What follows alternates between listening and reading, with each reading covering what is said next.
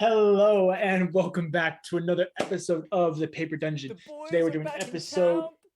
That's right, Grant. I love the energy. Today we're doing episode 45. 45 episodes. Pink clicky. Sorry, you don't mind that. This is going to be a great episode. There's going to be a TPK in it. I'm very excited. Should be pretty rad. The only person that's going to survive is Melora, but that's because she's not joining until the second half of the episode. So it's going to be great. That's the game. Sorry. Does that mean that Melora gets to remake the party? Yes. Yeah. Melora just gets to go around and just find new adventurers. Does that count as campaign 2 though?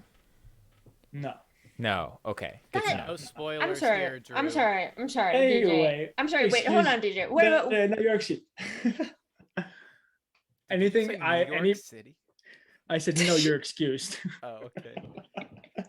I mean, New York City is kind of involved with this group, but that's very small. Anyway, so we're super excited. In case you guys didn't see it, last week on Wednesday, we did our premiere episode for season 2 of Between the Rows. It's freaking amazing. We absolutely love anyone. Woo. Aaron, do the thing. Say it.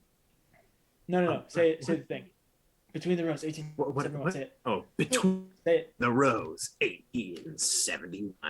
Exactly. So that premiered last week. You can look for episode 2 coming out this Wednesday. It's going to be coming out every single Wednesday for the next 3 weeks. And then on the 31st will be the season finale. It's going to be super great. It'll be like 4 hours long. We're going to dress up. We're going to have costumes. It's going to be awesome. Isn't it right, Lydia? Yeah. It's going to be great. We might all die in that one too. So it'll be great. So about that 4 out. hours long thing, we're gonna aim for 4 hours, but they might be dead by 2.5. Potato. So if you're all dead, I can't go to 4. I'm sorry, guys. It's gonna be great. Boys are back in town. Exactly. So be on the lookout for those. We love doing those. And then I think on Thursday afternoons, we're still going to be doing our table scraps. So you guys are getting 3 rounds of the Paper Dungeon each week for the next 3 weeks or so. 4 on Halloween week. That's kind of crazy. That's a lot of Paper Dungeon. I'm not saying anything. So tired.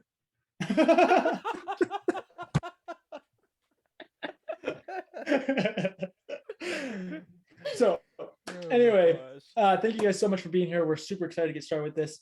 I don't think there's anything else that we need to say. Isn't I right? Hey, audio podcast listeners and Hey. YouTube watchers, we love you guys. Shout out to the Check us out on stream podcasters. sometimes. Woo! Love It's you guys. great. I don't You have guys are anything else awesome. to say. That's great. If there's nothing else to say, Drew, go ahead and roll the intro. Let's get into this. Let's get right into the news. Wait, Not that's saying anything.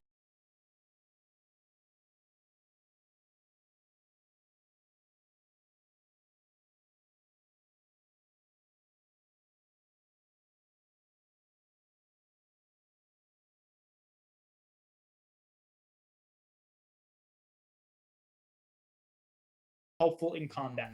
I don't like it. Here, give me That's give hard. me 1 second, I guys. don't like it. I don't like it because that's so Stream Why don't we like it? concerning. Streamlabs keeps eating my scenes, and I don't like it. Ryan, if Wait, you're are on we a still phone call, live again? do you want to step away and do your phone call? I just need him for initiative. I think you're muted, Ryan. Well, He's, Ryan's he's on a distracted, phone but call. Oh, He gotcha. might have.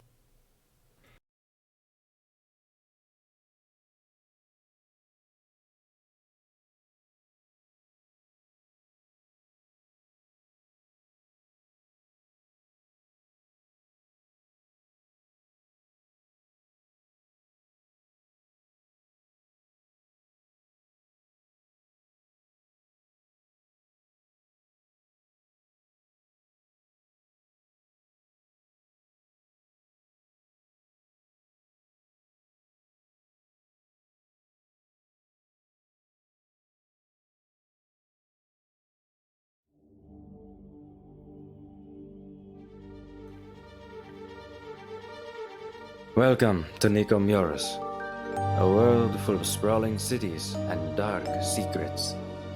In the wake of the trial, a divine act of righteous judgment, the world has been launched into an era of rebirth.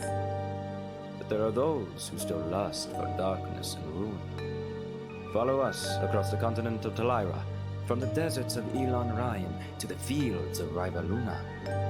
Deep in the Bloomrose Ocean and high above the Alisar Mountains, our story will see our adventurers through glory, fear, and fortune as they make their way through the Paper Dungeon.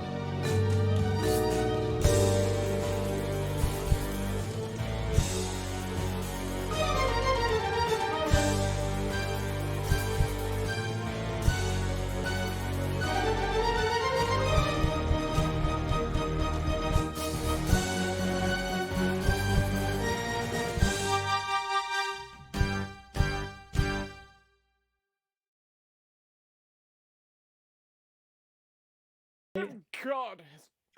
Welcome back. So, in previous episodes, our party has been making their way around the country of Lasonia. They've been sailing there in order to kind of hunt down this undead army that has been fueling, I will now say, the armies of Athala, not specifically Parasius anymore, but now, as they've discovered in this last episode, the armies of Athala. And so they had sailed there, they avoided a blockade, they ended up going to this little like magic waterfall. It was pretty rad, not gonna lie. At which point they actually were able to make it to Lasonia, which point they made port in the port city of Unlare, where they hung out for a day. In the last episode, they ended up having a rad dance party. Kathyr and Tarak stole the stage. It was pretty amazing. Edward met an amazing girl who just like totally brought the best out of him. While they were doing all this, they have been hanging out with a certain horned elf druid named Takaram, who has led them on to this little-known treasure called the Dead King's Horde, which the party has now decided to go after in order to gain some of the necessary funds to really take on the issue that they have discovered here in Lasonia, which is this organized group of pirates called the Seven Churches, which serve this other pirate known as Noah Waller. As to the nature of this group, what they're after, what they're doing, whole 9 yards, they're not quite sure, but they have decided to take them on so as to help free the people of Lasonia from their tyranny. Plus, it then also helps accomplish their goal of removing that undead army from being able to take on Athala. Or take on the army sieging Athala, I should say. So, in the last episode, they ended up dancing before actually taking off. When they did leave the port, they decided to go the way of the Trench. The Lodiac Trench, away east around the islands, so that they could kind of spy a little bit upon the pirates that had been kind of farming these bodies for the armies.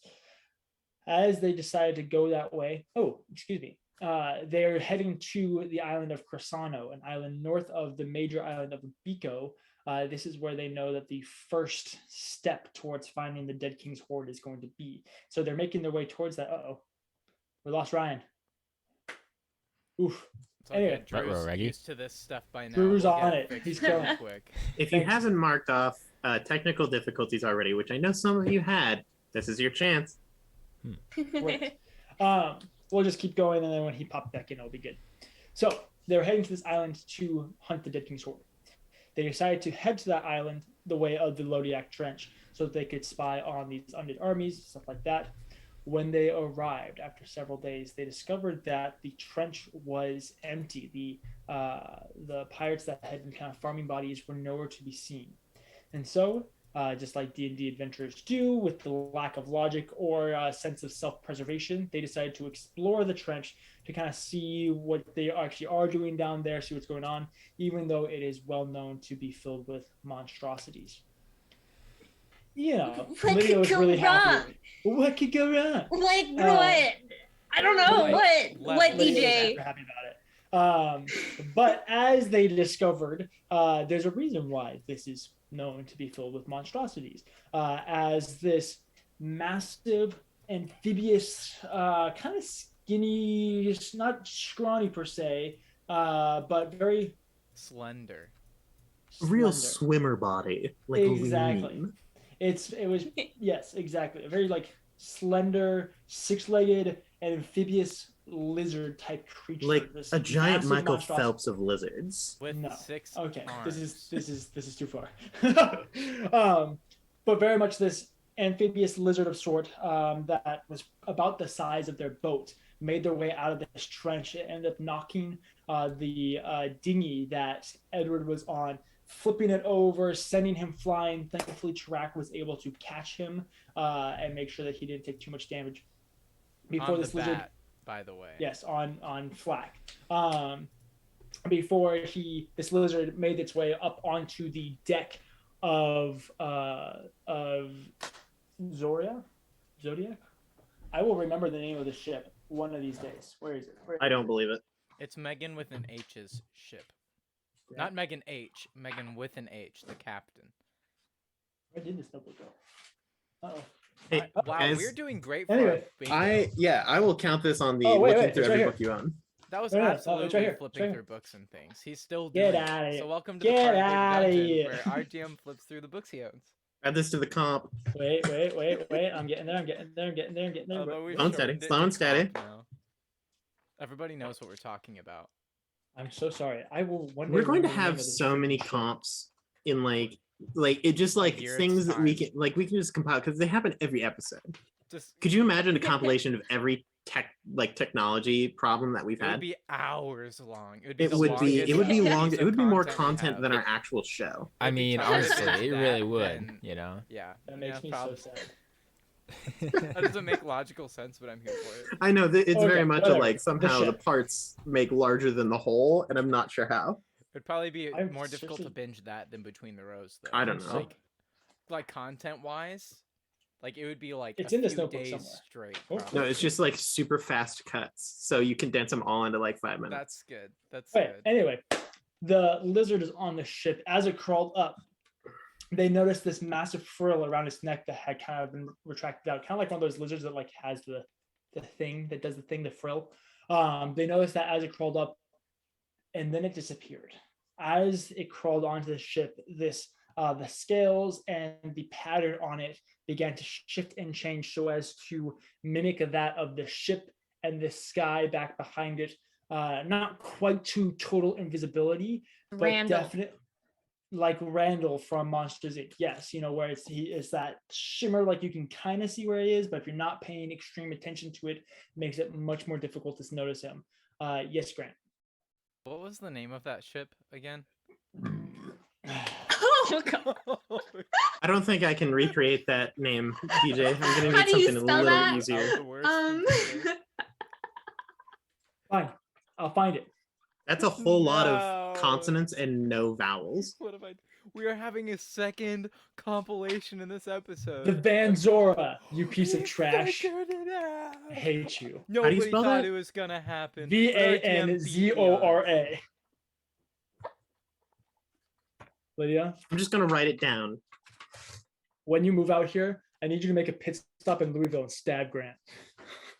Jokes on you. I won't be in Louisville when that happens. I Oh, can that's do fair. it. We went from like 2 to 10 in like 3 seconds. Oh my So- gosh. As this lizard monstrosity is disappearing upon the ship, our party is in several different locations. Kathyr, Melora, and Riniya. You guys are about, I think it was 100 feet away. You guys are about 100 feet away from the boat in the water. Kathyr, Melora, you guys. Riniya, are you still underwater too? I believe Riniya, you're Yep. still underwater. Yep, Everyone and of her you- plate My mail's gone. Armor. Yes, you are all underwater. The last thing that you guys saw was this shift in the darkness move. You guys are about 60 or so feet down as well. So you have a little bit of movement to get to. Edward and Tarak, you guys are currently flying above the boat, I do believe. We correct? were I believe slightly away because we were over the small boat that The exploded. dinghy that exploded. Yeah. I yes. think you Okay. said we were like what 100 feet away or something. Something like that. That's where the rest of them are. I'll say that you guys got shot towards the boat. So I'll say that you guys are, we'll say 60 feet away. Gracious Okay. DM. That's Flax. I Flax. try. So, with all of this going on, Let's go ahead and roll initiative. Bum, Yay. bum, bum, bum, bum, bum, That's bum. a perfect roll. That's pretty good. That's not bad. Oh, of course, the one thing that I do need is not here, so I have to go check this out. Well, that's good because I rolled a normal initiative roll for me. Yeah, I'm right about there with you. Well, I mean, if by normal you mean bad, I'm doing fine. He's got +2, so that's 13. Guys, Yeah, it has a my- +2 dex. Mine is Okay, pretty 11. darn Well, I have average. to also Let me roll. say that. I also yeah. have to roll the freaking cruise initiative. Okay, you they were just in suck. an exploding dinghy and we're swooped up by a bat. It's cool. It's take your okay. time. You take your time. You haven't Take even your All time. opened your eyes. Take your You're time. like, 25 to 20. Right, the monster's going first. Yeah. Don't worry, guys, we're all too far away. It'll just sink to the boat, and then me and Edward can just fly away. You know, the rest I'd of you guys have watch 24 hours. You guys I'd only have watch to it worry if it about was. Havel, who's on the boat, and Takaram. No, Takaram's underwater. Takaram's with Takaram's us. underwater. I need to roll Takaram. Okay, well, What happened to? Was his panda in the water? This Does panda's he have magical. a panda? Oh yeah, There's red that- panda. The It's freaking cute. red panda. His name is Poyo. But it's also Hey, like a have- fire spirit. And I have feel we like the ocean is told- not friendly. We haven't told DJ our initiative yet, have we? Because I No. totally didn't say it yet. No, I'm finding Takaram's Okay. character sheet. I need we're adding a third. guys. Third comp. piece you of want- DJ, we get puzzle. on an hour ahead of time. You could use that time to like figure out what books you're gonna read. Oh my gosh. Here at the Paper Dungeon, if you want to see more content and less of me searching through the books, go ahead and subscribe on Twitch. But you want to know what's so I can funny, actually- Aaron? Subscribe to the He's Paper been on and Dungeon prepping since on like YouTube. 3 hours ago. Hey, I love it. sorry. I'm not a great DM. I'm sorry. No, you're a great you're You're dude. amazing.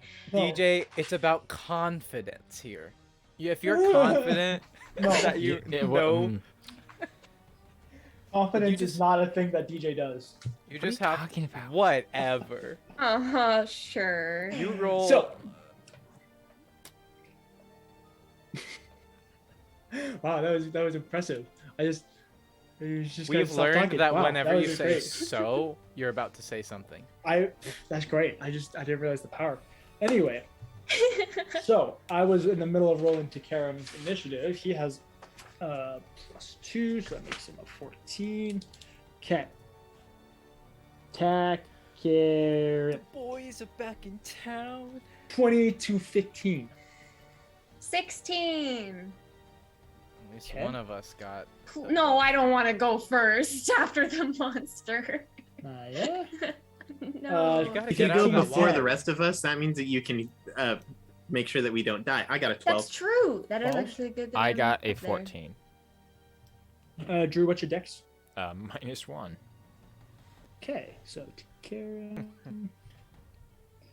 Kathyr. And then Kathyr. And then Rises.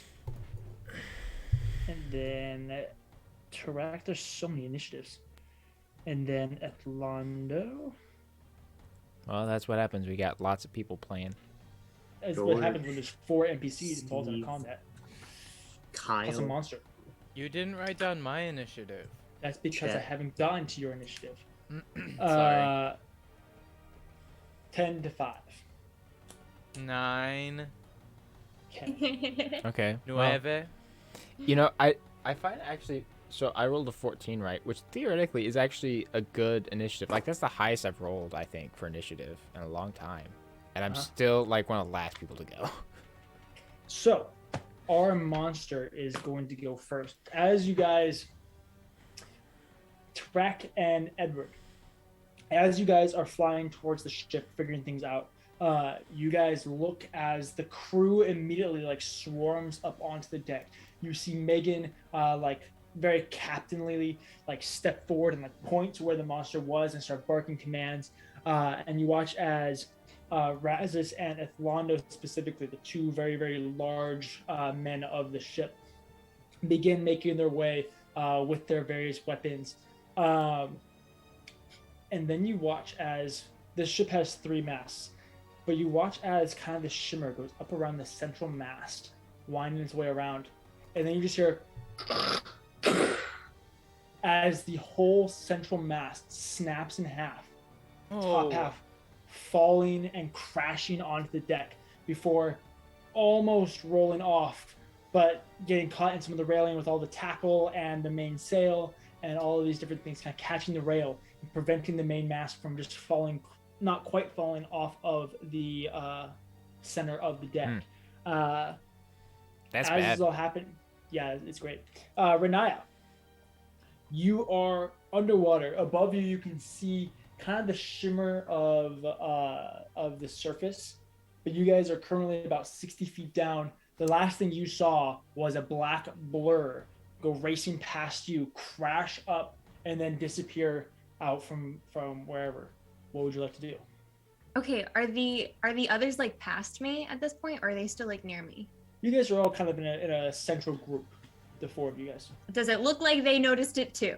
Everybody noticed it. Cool, I'm gonna start swimming up. Okay, great. Technically, let's see, you guys have underwater breathing, but not underwater movement, if I do remember correctly, which means technically your movement is cut in half. So, your movement is cut in half, so you can use 15 feet of movement. You can also use your action to dash, giving you another 15 feet of movement. And then you have bonus actions and stuff like that as well. We will do that. Okay. And I don't think there's anything else I can do but move at the moment. Just Because gonna do I can't see quick math. anything. You can see just a little bit, but it's only really what's right in front of you. Triangle calculations. I'm just kind of curious. Jay's just doing straight up like trigonometry right now. I know, right? It's more like geometry, let's be clear. Yeah, it's fair. It's It's pretty nothing base that crazy. level. Like, It's like A a squared plus B Pythagorean squared equals C theorem. squared, yeah. And this is gonna be 60. That's not what I want. Could you explain it to us in detail what you're doing so we can listen to something? So I'm currently looking at. We're just gonna say we're gonna go with. We're gonna go with. I don't even know what type of triangle it is, but I'm bored. I love it's an equilateral. It's a no, right triangle It's is not. what It's a it right is. triangle. You want to find Right. it's the hypotenuse, right? Triangle. Is that what it's called? Yes. Mhm. Yes. That's about high. Then if you carry the 4, A squared and plus b squared And then equals square c root. C squared. squared. 160. That's a lot of squares for a You triangle. guys are 116 feet away. We'll make that 115 feet. So get rid of this. So you have another, what is that, 85 feet to go? Hey DJ. Yay! That was some Wait. hypotenuse mathematics, my guy. Over here at Paper Dungeon, we like to be accurate. That'll take us to Takaram's turn. Takaram is also going to start swimming. Just keep swimming. Just keep keep swimming. swimming. Just keep swimming. Here at the Paper Dungeon, we care about continuity. So much so that we will go through the And then Pythagorean Poyo. theorem to find the exact number of feet it we takes. graduated from geometry years ago, and So- yet here we are. They Takaram, said we would uh, never use math in real life. Takaram begins swimming as fast as he can, following Riniya. As he does, he snaps his finger, and Poyo emerges from his jacket and begins swimming out in front of him. At which point, Poyo, even underwater, kind of erupts into this kind of ball of steam, basically, or ball of bubbles. As he does, both him and Takaram teleport another 15 feet, so he's 45 feet down. Kathyr, it is your turn. So question, DM. Yes, my son. So first of all, I'm going to swim 15 feet. Okay. Can I see anything yet? Like, can I even see like the boat? No, you No. cannot see the boat. You can see the surface as it shimmers kind of up above you, but the kind of supernatural darkness around Okay. the water in and of itself doesn't allow you to see more than about 15, 30 feet in front of you. Okay, so I'm not gonna swim at it. I'm not gonna swim at an angle to try and like get to the boat. I'm gonna just swim straight up to get to the surface. Okay, perfect. You can And- go 30 feet. Yeah, so I'll straight up go then. 3. Yeah, I'll go 30 feet straight up. Beautiful. Yeah. Are you gonna do anything else with your turn? That's all I can do for now. Beautiful. It's gonna be Razus's turn. So back onto the boat, Razus begins charging towards this blur. He's sitting there. He's carrying 2 massive warhammers, 1 in each hand. Very Escanor-esque, like 2-handed axe, but it's really a 1-handed axe type of situation. As he comes up, he's going to try to attack the boy, but it has advantage on stealth checks. So we're going to do that. Okay. Okay, so he'll still get the hit. So Razus comes up, swings heavy at the main mast, misses just slightly, but was able to just shine or kind of scrape the top of his hammer against the lizard. Knowing that he needs to take one more step forward, he brings over his other warhammer. That one's gonna hit. Yeah, NPCs, let's kill that monster. Woo! Ooh, that should be a compilation too. Times DJ kills his own monsters with NPCs. Because we're too weak. Honestly, That'd he be knows we nice. need it. We'd have died a long time ago. if One it of weren't us for his needs NPCs. to die just so that way we can come back as another DPS. Because clearly we're lacking here. I will give up my rights to Edward Correct. so that you guys can succeed. Oh well, he might not be alive after this combat. So, Tarak, Plus it is Edward your isn't turn. much help, as in. So I'm flying flag. I lean over and I can just go. Take control of Flat. How? I'll be on the ship. It'll be sick. You'll be fine. Am I being carried by his Yeah, talons? in the claws. I'm in his talons. Trust me on this one. Okay. I will fly 50 feet Okay. to start. And then I'm going to do a similar thing. Technically, I'm going to fly 52 feet. But with rounding, it really doesn't matter. I don't care. I'm going to perform a similar maneuver, but a lot less complicated one that I did for Kathyr when he was stuck on the boat, where we're going to fly and then we're going to flip. So that way I'm upside down hanging from the reins. It's not reins. And then I'm just going to leap onto the deck of the ship, and then Flack will kind of release Edward, but basically just flip him onto his back. Okay. Epic. I'll have you do 3 different checks. I'm so excited. I'm so good at rolling dice, guys. You're gonna be great. First, go ahead and roll a athletics check for holding onto the reins Okay. and going through the maneuver and everything like that. Come on, Tarak. That'll You be a got 20. strength gloves now. Okay. Go ahead and roll a dexterity saving throw for landing on the ship. Okay, that's fine. I don't care if I blow that one. Natural 20. Okay. And then go ahead and roll an animal handling check for Flack. He does like a backhand spring when he lands.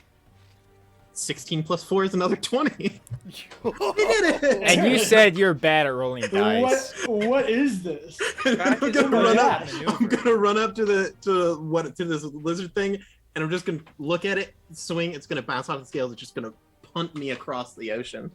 Go ahead and roll a perception check real quick. I've used everything else.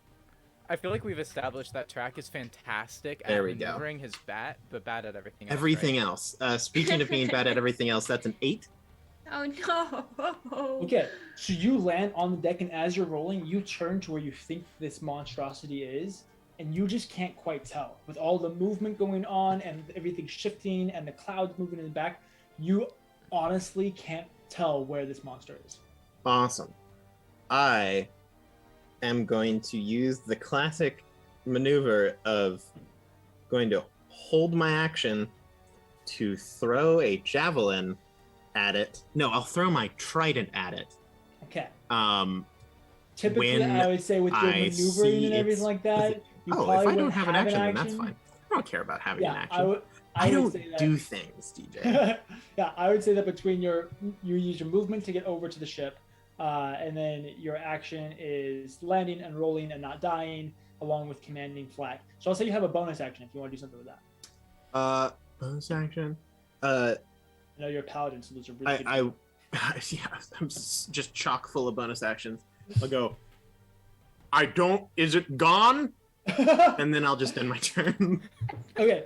As you do that, Ethlando comes charging past you with a spear and a shield, and he'll turn to you and say, "No, it's right in front." At which point he runs forward and just jams his spear. Yeah, now someone's gonna hit. Very nice, very nice. Very nice. Very nice. 2d8. That's another 7. Okay. He runs forward, and as he does, he rams his spear into this blur basically in front of you, enabling a little bit of kind of this purplish ooze to just smear just a little bit. Really not that big a deal, but just a little bit. Just enough to give you another kind of basic, like, almost like grounding where it should be. Aha, Kind of like there is a grounding thing point there. Yeah, Like a where you can focus like point. exactly. Edward, you just got flipped around. You don't really know what's going on. You're honestly feeling a little like motion sickness, but now you're on top of Flat. What would you like to do? Oh, okay. So I'd like to point out that Edward was quite good at maneuvering his bat in the past. So I feel like after all this is happening, he's kind of like, oh my gosh, I'm gonna fall and plummet to my death, and then he just finds himself sitting on top of Flack, right? Just floating, wind. So he's like, through your hair. and then he's just sitting there. And he's like, huh, and he's like, wah, and he just like goes into action, right? Okay. So it was recently pointed out where this creature is currently on the boat. There's correct? kind of like a grounding point, like a focus point. You'll still have to roll a perception check to see like exactly where it is. All right. Especially with you, because you'll have to fly down to it, but you'll have advantage on the perception check. Will that be my action? No, that would not be an Okay, action. sweet. Advantage on my perception check. Go for it, dog. Okay. Let me just see what that is here. Alright. Perception. I should memorize what my things are now. That's a 14 to perceive where this invisible creature is.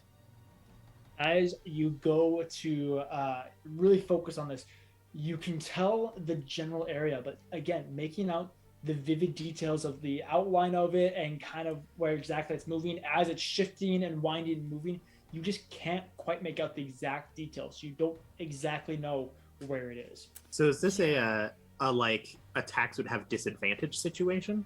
Yeah. Okay. Yeah, since Okay. you guys kind of know the general area, attacks would just have disadvantage. Then can I kind of swoop down and roll off of Flack so that Flack can keep going? Okay.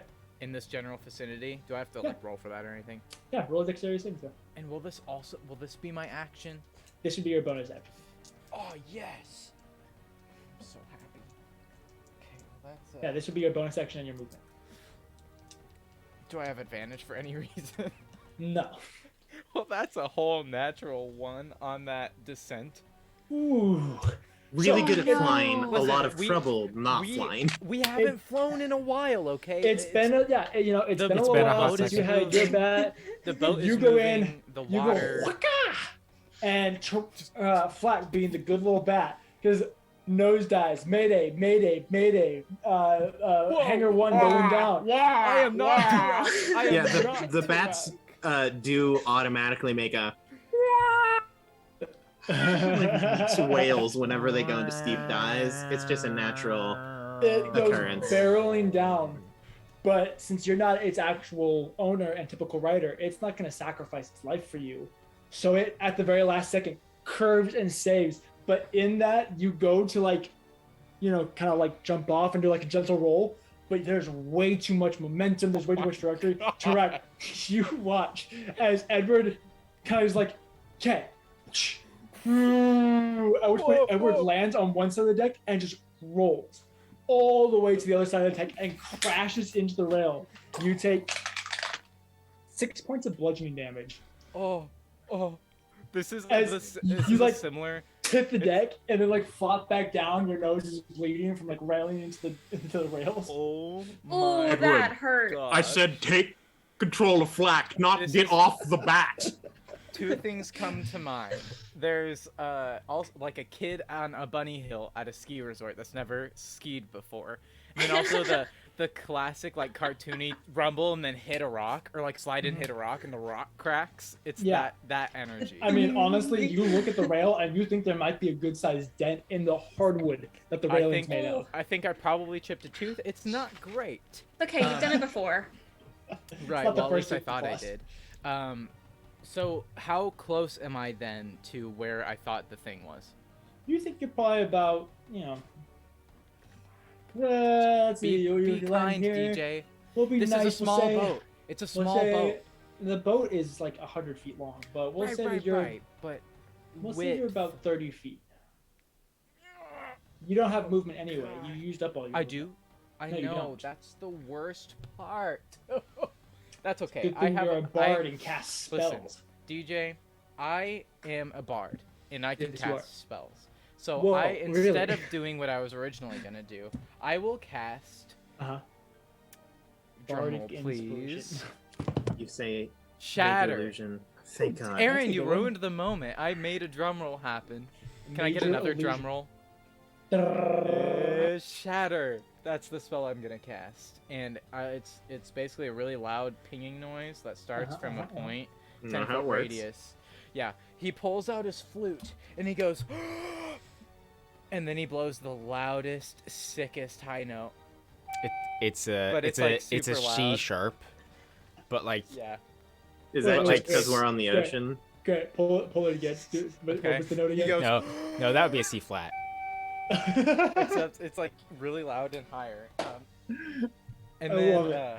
so he needs So to I make need to a make a Constitution Constitution saving saving throw. Yeah. Each creature within a 10-foot radius sphere, so Razzus and Etlando will also have to do it. Well, Yeah. the creature fails. Razzus also fail. Gonna It's a rock. Constitution saving throw. We're rocking this boat. Does 11 succeed? No.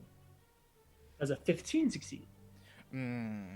More likely. Let me click on my spells in D&D Beyond to see what my What's your save to see. charisma It's modifier, a Grant? 15. So yes, it does. So yeah, it wins. So meets it, beats it. So half damage. Okay, so Etlando will take half Oh. damage. Razzus and the monster will take full damage.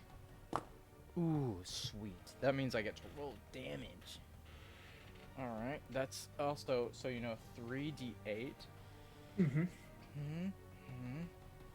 Ooh, that's 11 points of damage. I don't add anything to that, do I? That's, You don't. Okay, I I feel don't. like that's a rather You- low amount of Wait, damage. I have it pulled up. You don't have to flip through books again. We have enough compilations. I'm pretty sure Too it's late, fine. already there. Okay. Yeah, it's just the 3d8. 3d8 thunder damage. Mm-hmm. Oh, that's unfortunate. Okay. So that's 11 points of damage. It really pings. okay. 5 and then. Did I kill it? No. Did I help? Wow, the way he said that too. No. We just need to do 11 damage like 10 more times. Does or 30. But you're trying. Listen, I You know, Look, you're- look, what that- he just honestly- went through. look. that's pretty Riniya good. and Kathyr are on their way. Okay. Grant, I am so proud of you for choosing to not cast an illusion spell. That I is an was really excellent tempted. improvement in tactics. I was That extremely is tempted. fair. So you crash into the deck. You're feeling a little woozy. You pull out your flute, kind of like look over it. You haven't even gotten up. You just kind of like roll your head over on the deck and just. And for just a moment, there's kind of like a really like annoying noise in everybody's ear. You see like Raz is like really kind of grab his ear. Etlando is kind of like, the heck just happened? You can't really tell what happened to the creature. But yeah. Can I yeah. explain what it looked like? Because it looks Go for cool. it, dog. From a Do point in the center, it's like, you know Tesla coils, how they have a thing in the center and then they kind of stretch out? It's kind of like that, but it's not anything like a Tesla coil. It's just the center to the outside effect. And it's like, it's like shimmering waves. So you So, can see a shimmering, ripple. invisible thing. A ripple of sound. Just like a ripple. You can see a shimmering, invisible creature inside a shimmering ripple effect that's in a circle. Very nice. Thanks, well done. Are you Grant. gonna do anything else? Richard? Somebody draw that. I'm just kidding. I like that description. It's like a Tesla like coil, 30 minutes except in it's and we're nothing so like a Tesla coil. scuffed. So We just spent like half of those 30 minutes on Shatter. Captain Argos. It's Captain Argos's turn. She runs forward. Let's see. There she is. She's going to cast. Oh man.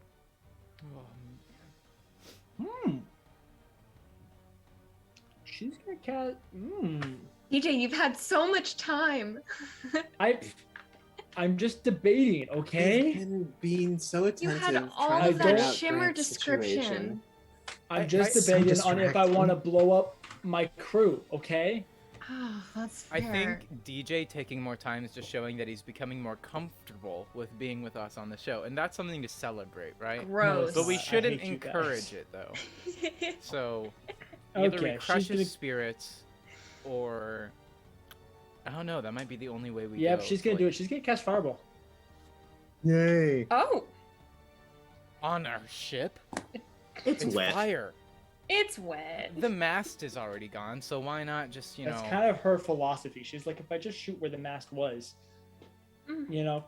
So you watch as Megan steps forward, and she pulls out this necklace from around her neck with this massive tooth that's covered in tiny little arcane symbols that begin glowing this kind of this fiery red.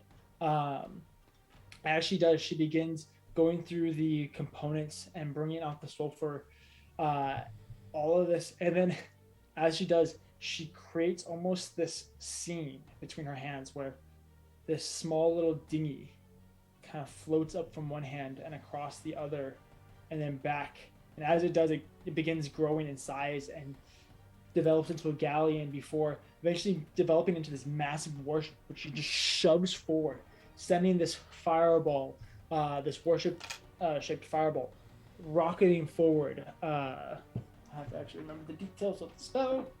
What a babe. That's really It cool. really is pretty cool. That's so cool. DJ. Lydia, I'm gonna kill Riniya. This is like the 5th part to that DJ. compilation. Aaron, do you I'm want to say running it a this monster and 4 different NPCs. I'm sorry. What are you looking for? I'm looking up Fireball. It's 8d6 damage. Okay, great. That's You just have awesome. to ask Aaron. I had to see what the the radius is, which is 20 feet. Yeah. Later on, No, ha! See, you would have been wrong. What? You would have been Oh wrong. my You were gonna say God. 30.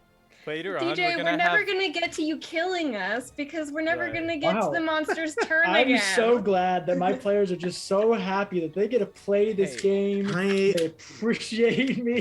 This You is know, the end. I'm We're over never here. streaming again. And I gave them, freaking 5 NPCs to help them survive the CR like 18 creature or whatever. Hey, any Dungeoneers listening or watching us right now or in the Wow. future, we are currently taking applications for a resource manager for DJ, one that can kind of, while we're playing, look things up for him so that we can speed up the process. We don't have to take time while he flips through You- books and does the Pythagorean theorem on stream. We can put you in a little box underneath his table, and then you just have DJ, to predict focus. what he DJ, needs. focus. Is it bad that I kind of want one? I mean, one day maybe. You know Oh what? my You'll just say, goodness. look this up, and they'll just do it for you. 15, 20, 26, 28 damage. Oh my gosh, that was so funny. That was also a joke. But That one was day, pretty good. who knows? But Maybe yeah, there that- who was- knows? that Yeah, was that's pretty right, one good. day. I respect that. Oh my gosh. So this ship goes rocketing forward, exploding. As it does, this creature rails back as it has 2 feet that are like holding onto the base of the mast before it broke, but the other 4 limbs go like flying back as it like ricochets off this fireball. Basically, it doesn't like let go of the mast, but it just kind of bends backwards, exposing all of its natural scales as the camouflage disappears for just a moment. It is the monster's turn, though.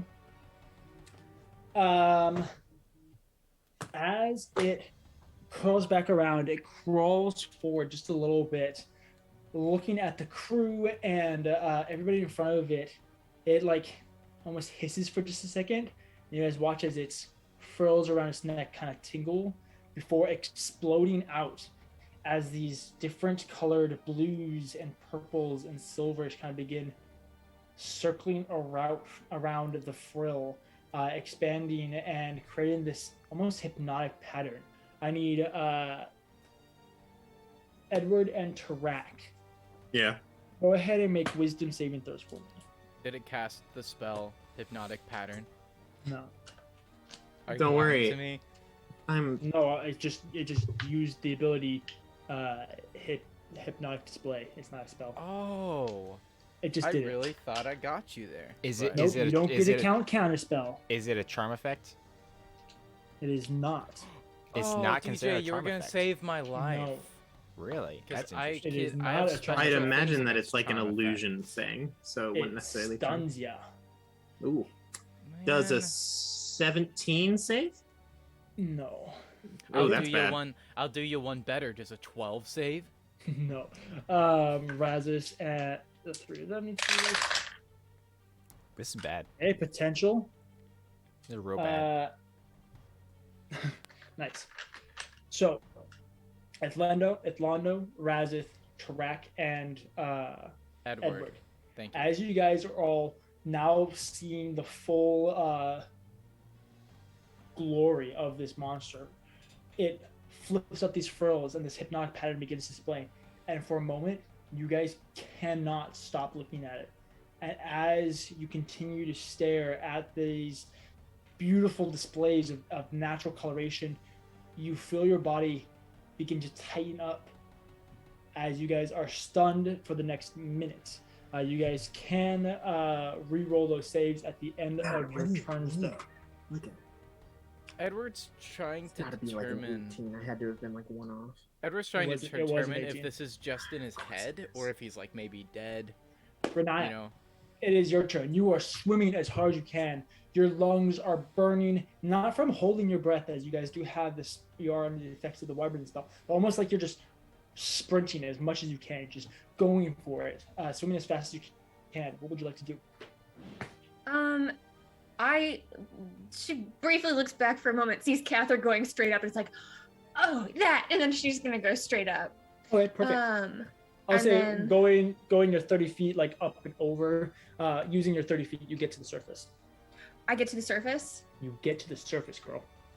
Ooh, yay! Ooh.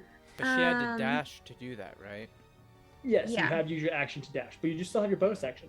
I do still have my bonus action. Okay, and then how far away would I be at this point? Let's see. If you went straight up, you were 85 feet. If we go straight up, we'll say you're.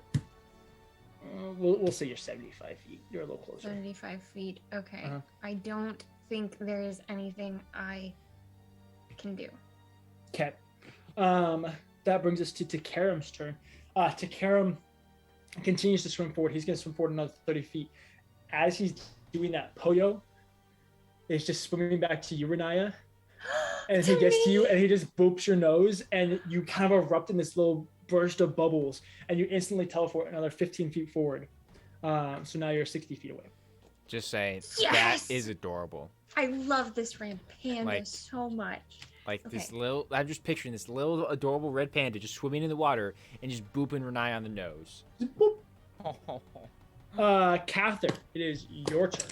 I You swim. swam straight up, I so you're 100 feet away. Yeah, I continue to swim further up until I break the surface. You have broken the surface, my friend. What would you like to do? You still have your bonus action. Well, I'm 100 feet away, 100 feet.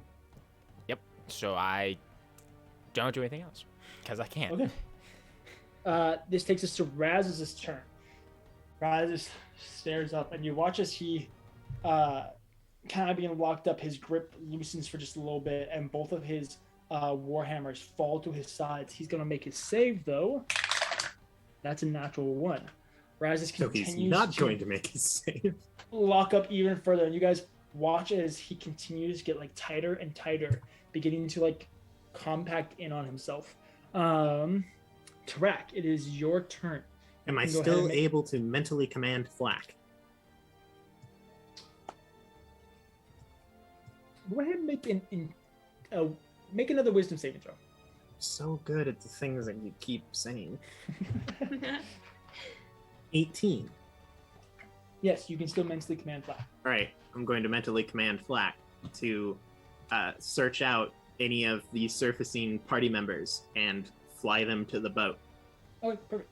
Uh, You like can kind of still shift your eye, or no, you can't. You're focused on the knock that in. You think Tarak is doing his, or Flack is doing his thing. Great. Then I have to end my turn. So do I You make can a still save? re-roll your save. Yep, make another Okay, wisdom great. saving throw.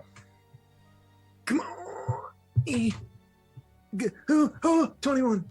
21. So as you're curling in, getting ever so tighter and tighter, you begin to look, and as you do out of the sides behind this monstrous lizard, you watch as Flack goes in the background, and it's just enough of like a break in the pattern that you are able to kind of follow him as he goes over, and you watch as he goes over and he grabs Takaram, being the first one out there, goes over and he grabs Takaram and begins flying him back. That is your turn, but you are no longer stunned, and you're Great. immune to the effect for the next 24 hours. I like it. Oh, that's even better. Nice. Those are the best kind of saves. The one that makes you immune to dying Right? from that thing again. Ethlondo is going to make his thing. Ooh, maybe. What's he got over here? What's he got? The NPCs, Wisdom. the big hitters. Got a 17. No. Ethlondo also curling up, drops his spear, and then pulls himself in, almost like hiding behind his shield until just his eyes are just like poking out above it. That will be his turn. Edward, your turn. Go ahead and make your save. Athlon, no. Ethlondo. All right, my save. Oh, yeah. Ooh, What is this again? It's a wisdom saving throw. 18. 18 just saves. Yes. As you are also curling up, you watch as Tarak kind of like breaks free. He turns to you. Break free.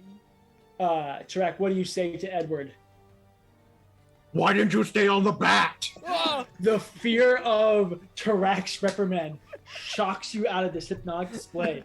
A flashback to training. I think that, like Tarak's just running at me, and that's all that's in my head at the moment. 100%. Snaps out of it, and then shakes his head a bit, and then he said, "Oh, you're playing mind tricks on me, are you?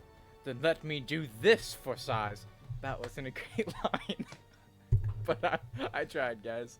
And he'll We'll get there on your next turn. You I'm go pretty ahead. sure. What? Yeah, the You're- save is at the end of your turn. The save is at the end of your turn. So on your next turn, No. you get to do whatever you just gonna Grant, do. take that time to come up with a better. I have That's such. right. Okay, I'll have a better comeback later. He still said that though, and then he says, "No, that wasn't any good," and he's gonna think about his next comeback, and Oh, then yeah? he'll do his thing. For continuity's sake, because we care about that here. It's true. As you guys kind of break free, Megan, who was looking at the hypnotic display, kind of sees it and shakes. She's going to cast magic missile.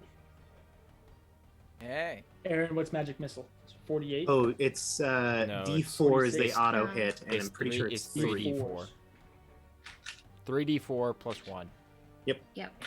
Like plus 1 for each missile. Missile. So You said 3d4. yeah, 3d4. Yes. There's three different missiles. Yeah. Each missile And gets then if you cast at a logical. higher level. Oh, they're that's like little tracking missiles. But don't you have to roll for each missile to hit? They are. No, they don't. auto-hit. They auto They hit. automatically hit, yes. Unless you're using Jim's Wait. magic missile from the Acquisitions Incorporated book, which increases the damage, but you do have to roll the hit. Am I thinking of Eldritch? Wait, what am I Yes, thinking you were of? thinking of Eldritch Eldritch Blast. Blast. Yeah. Okay. Eldritch Blast. So Yeah, she got, magic like, missile low is the damage. wizard cheat to hitting people with damage. As she does, she just launches these small little missiles, aiming for kind of the frill around its head. A few of them begin like puncturing through the frill, but the hypnotic pattern still keeps going. Another 8 points damage. I am so glad I put this on a notepad. We are too, DJ. Thanks. It is the monster's turn. As it's kind of like, almost like snake charmer-esque, kind of bobbing its head back and forth, it begins noticing that Tarak, you and Edward and Megan aren't quite under the gaze that it was hoping you'd be. Me and Edward are just yelling at each other. Like, there's this giant lizard, and we're like, Tarak's like, boy! And he's just like... It snaps its frills back, immediately allowing Ethlondo and Razis are still kind of like curling up behind them. As it snaps its frills back, it begins crawling around the side, going off the side of the boat or off the side of the rail, the side of the deck, and then over the rail along the side. And as you guys feel its presence come back up, but you cannot actually see it, it's going to make a few attacks at you guys. Oh, let's see. It makes 3 attacks. We're gonna do. I volunteer for all 3. No, it's gonna hit you both, but Edward is on the left side, so it's gonna hit Edward first. He's still just yelling back at Tarak like, I was just trying to help. That's why I jumped off a flak. Your spells have range! Does a 25 hit, Edward? Yeah. Okay, that's gonna be a lot of damage. It's really hard. Yes, it does. Edward's just like, well, you've always taught me to like do whatever I can and then he just gets railed from the side. just absolutely demolished. gets destroyed. You take 25 points of piercing damage as out of nowhere you watch as Edward's upper half of his body disappears, and then his legs are like flung into the air. He goes flipping up before re-emerging and then coming crashing back down on the deck, piercing the holes through his armor. As it like bit and threw you up into the air. You're not gonna take any damage from like crashing down, but you take 25 points of bludgeoning damage. Ooh, Wait, owie. how many points of bludgeoning? No, that's 25. Like 25 damage, from the bite. 25 total damage is what you Thank God. Excuse me, I'm sorry.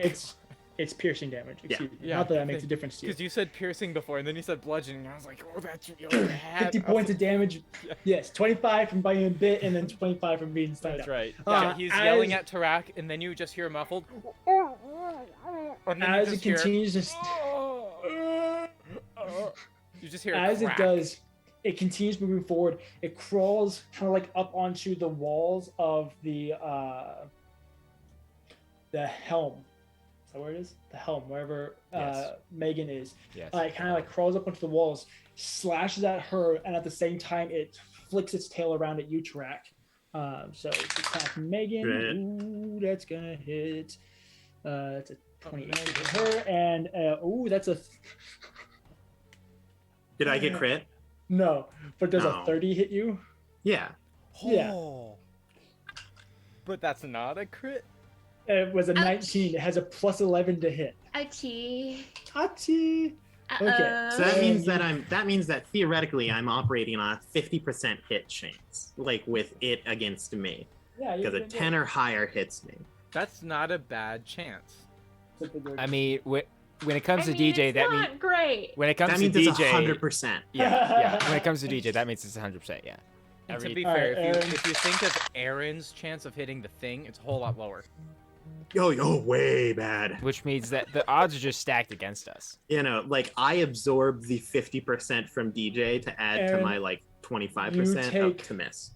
35 points of Okay. bludgeoning damage. bludgeoning. Oh Go ahead and make a gosh. strength save for me. You guys hit are all so gonna die. hard. Damage. We're all gonna You die. guys are in an So abyssal bad. trench. You I'm guys, rolling so dice. bad. you guys are in a trench That's full of a monstrosities. total of an 8. We're in the better scenario. You are. You remember how DJ mentioned like it would be worse if we went to the island first?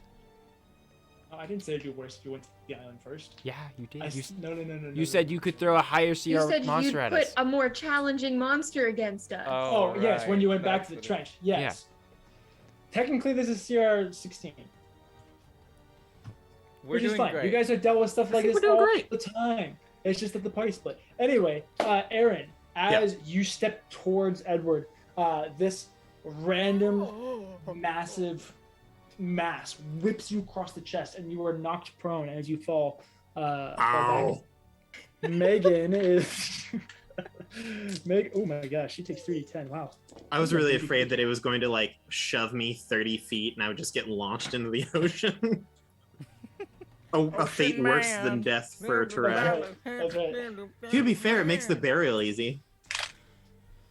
That's true. That sucks for Megan. Stop. Is Tarak convinced that this is like a... It's a fish, and it came from the ocean. Yeah. That's bad. That's I mean, bad. it's not necessarily a juju. fish, but it did come I from have the so ocean. many different dice out. Does Oh it my have gosh. scales? I mean, Yes. yeah, but Did it just come 'cause- from the ocean? Yes. I mean, yeah, but Is it? if it It's has, a fish. if It's a fish. that's not how that works. To Tarak, if it has Hey, scales. This is and it fantasy comes from medieval the times. ocean. We haven't gotten to that kind of knowledge yet. You think I'm As gonna start this- pulling out the etymology of random creatures? As this invisible mass goes snaking through the deck, Riniya, you watch as you're swimming. You kind of stop for just a moment to take a breath. You look on the deck. You see Razeth and Athlondo just like petrified and paralyzed there. And then randomly, you watch as Edward, Tarak, and Megan and Tarak just immediately go flying back, and Edward gets launched into the air before sprawling back down and just flopping ragdolling across the deck again. What would you like to do? It's my turn now? You are currently 45 feet away. Okay, epic. Now, Eldritch No, Blast. you're 30 feet away. Yeah, she I'm got 30 feet teleported. away She now? got Poyo. teleported closer Yeah. to Poyo. Yeah. I thought it was Because at you're 60. You were at 75, and then you swam Yeah, you were at 75. 30 moved feet 30, forward, Yeah. which would have brought you down to 45, and then And Poyo Poyo, teleported you yeah. another 15, Yeah. so you're at 30. Ooh, neat. Okay, I'm still gonna do what I was planning on doing. Now, Eldritch Blast does not Eldritch say I Blast. need to be able to see the creature. You were Well, right. you have to. It's You have not to be. He has a able to ranged be able to attack see spell, it. so you It's- have yeah, to be. I you still to, have be to able make target the it. attack, but yeah, Yes. You're gonna make the attack with with disadvantage, disadvantage. which you would have done anyway because you were in the water. Right. So I just won't give you double disadvantage. Okay. Nice of you. How nice of me. Thanks, Grant. Okay. That. Oh, Oh. yeah. That's a 30-20 to hit. Riniya, plus yay! Misses. That does hit. That's the first one, right? That's good. And That's then, good. That's what we like to see. Oh, 2 17s. So there's another Ooh. 25 to hit. So Okay, they both very hit. nice. Thank you, Riniya. You're doing great, sweetie. Keep You're it doing up. great, sweetie. You're doing so great. gonna Come die. on, you can do it. From No, the no, waves she You're fires not all her going fury. to die. Um, Tarak and Edward are going to die. We the can't bring first them both one, back. first one deals 6 damage. You have to choose which one you want. 6 damage, you said? What? Oh, Drew and I, I'm Um, sorry. Drew and I were just talking. I was like, I'm just going to, not all of you are going to die, just Tarak and Edward. And then Drew was like, we can't bring back them both. And I was like, you're right. Why You have to not? choose one of your friends. can't we bring back both? You Anyway, have the first one's a 6. 6. 6 points And then of the damage. second one is 10. 16 points of damage. Very nice. Nice, ooh. And then I think I'm I want to I- break free. okay. I'm within 30 feet of the boat, not my friends, right? Yes. Okay, You're about that's all I can 45 do. feet away from Tarak and Edward. Wait, I have movement. Okay, can I You get do have closer? movement. You can swim 15 feet. I get 15 feet closer. Boom. You're now 30 feet from Edward and I'm now Tarak, and 30 15 feet feet from the from boat. Edward and Tarak. Okay, I am going to. Oh, Bonus guys. action. Bonus Do a thing. action sanctuary, but who? Which one do you I'm go good. for? I think Edward. Edward's real. He's Edward having a hard needs, time. in general, Edward's gonna need more help than I will. Then Yeah, that's fair. sanctuary. Even though you don't know, you can assume. I mean, I was gonna It's Edward. figure Edward. Yeah, well, yeah. here's the thing. You know these two. You know I that know how this Tarak is much works. more hardy than Edward. I You know how also this just works. watched Edward get thrown Really like badly 45 feet into the air, Yes. and then like crash back down and just like Okay, cast Sanctuary on Edward, Very and then nice. that will be my turn. What does that do for me? You until the You get- spell ends. If it tries to attack you, basically it has to. Make a Love wisdom it. Make a save. wisdom Do a thing. save. It has Love to make a wisdom Let's save keep to it that attack way. you, but you cannot attack the monster. Oh, that's too bad. Bummer. You know what this No. means, Grant? You could cast an illusion spell. yeah, but okay, because it wouldn't count as attacking if it's illusion, right? Takara That was not. I'm not begins actually advising. swimming forward. I was going to Uh, either way. He manages to actually get to the boat, at which point he snaps, and Poyo reappears right next to him, and then immediately disappears as he is teleported 15 feet back up onto the deck. That's his action and movement. What's he gonna do? Who are you gonna call? Ghostbusters.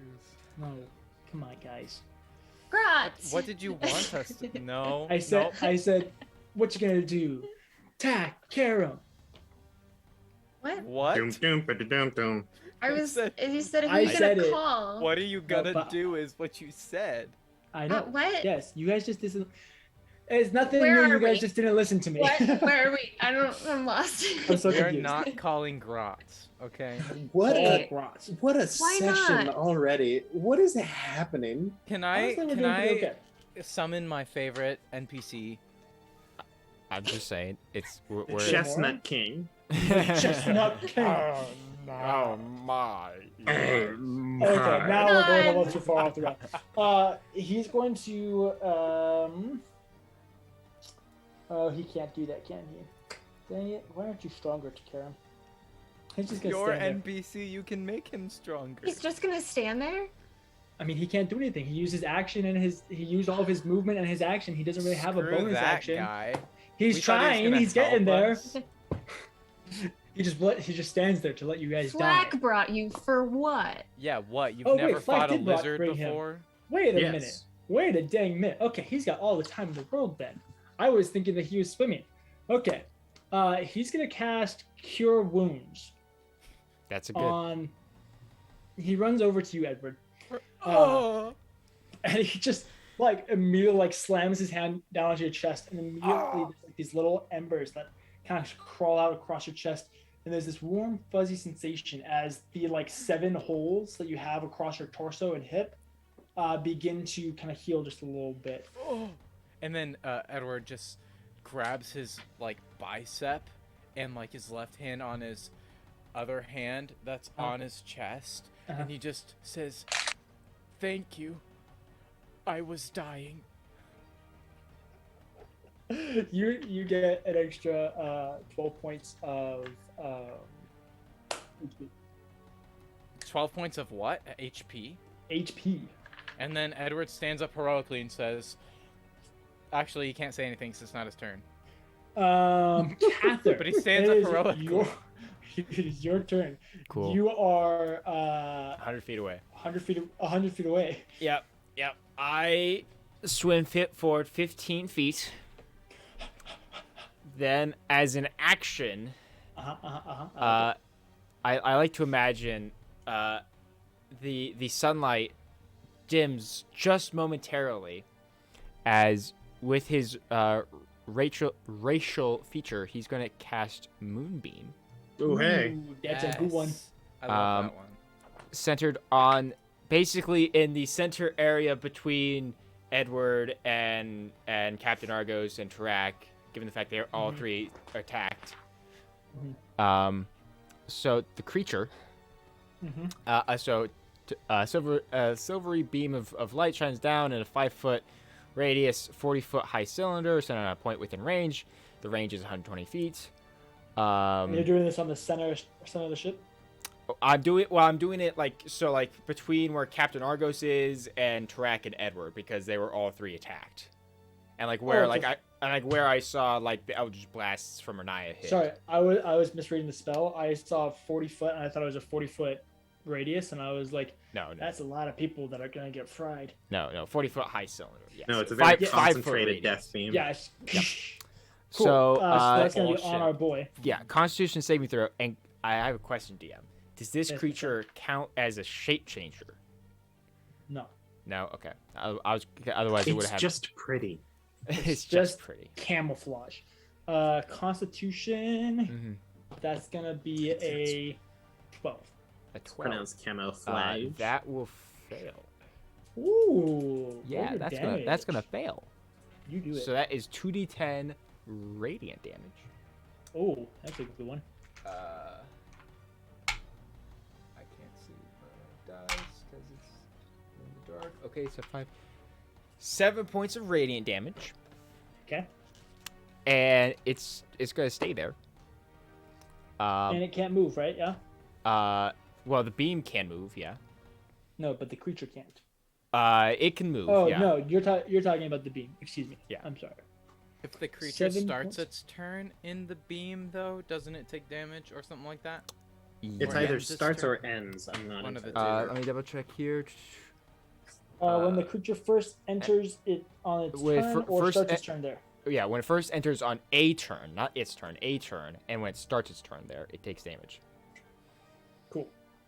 And Hey, the, that's and the really beam of good light for can us. move. Okay. So yeah, and then that's my turn. It's a good one. Beautiful. It's gonna be Raz's turn. He's going to redo his save. That's 2. Correct. It is your turn. Raz is not having a good time. Oh, He's really not doing this whole great. So there's Pretty a light. thing in So front you of are me. knocked prone currently. As you kind of like come back to your Well, I'll senses, your take- ears ringing, your eyes kind of blurred for just a second. You like So look how for far away is it from me? about 5 feet. Oh, good. It's right there. I Its stand tail up. is right there. Okay. Half your movement. And then I'm just going to. Oh, what Yeah. am I going to use here? Probably I'm just going to. I'm going to use my pointy trident. That's what I'm going to use. That's the thing that I'm fish going for. one, right? I love the fact that Track is like, no, I will not kill people with my sword, but this trident. Hey, It's not DJ, a let me purse. ask you a question. Yeah, It's not is a this person, is I this know, like I know. 8-legged person? I know it's not a intelligent, person. gosh dang humanoid? I just think You. it's Punk. I swear. funny. Aaron's like out here. Aaron's like the DM out here just roasting my character. Oh, I love God. Track. Track's great. Really, Karen guy. should be the one roasting. Um, You know. He's Ha, ha, getting ha, there. ha. Fire. He could like this Sorry. vampire. Just keep going. My Put bad. a dent in trying. this thing. I'm gonna use my sword. Ooh. Not the I only have one hand, so not the it does fish more command damage. trident.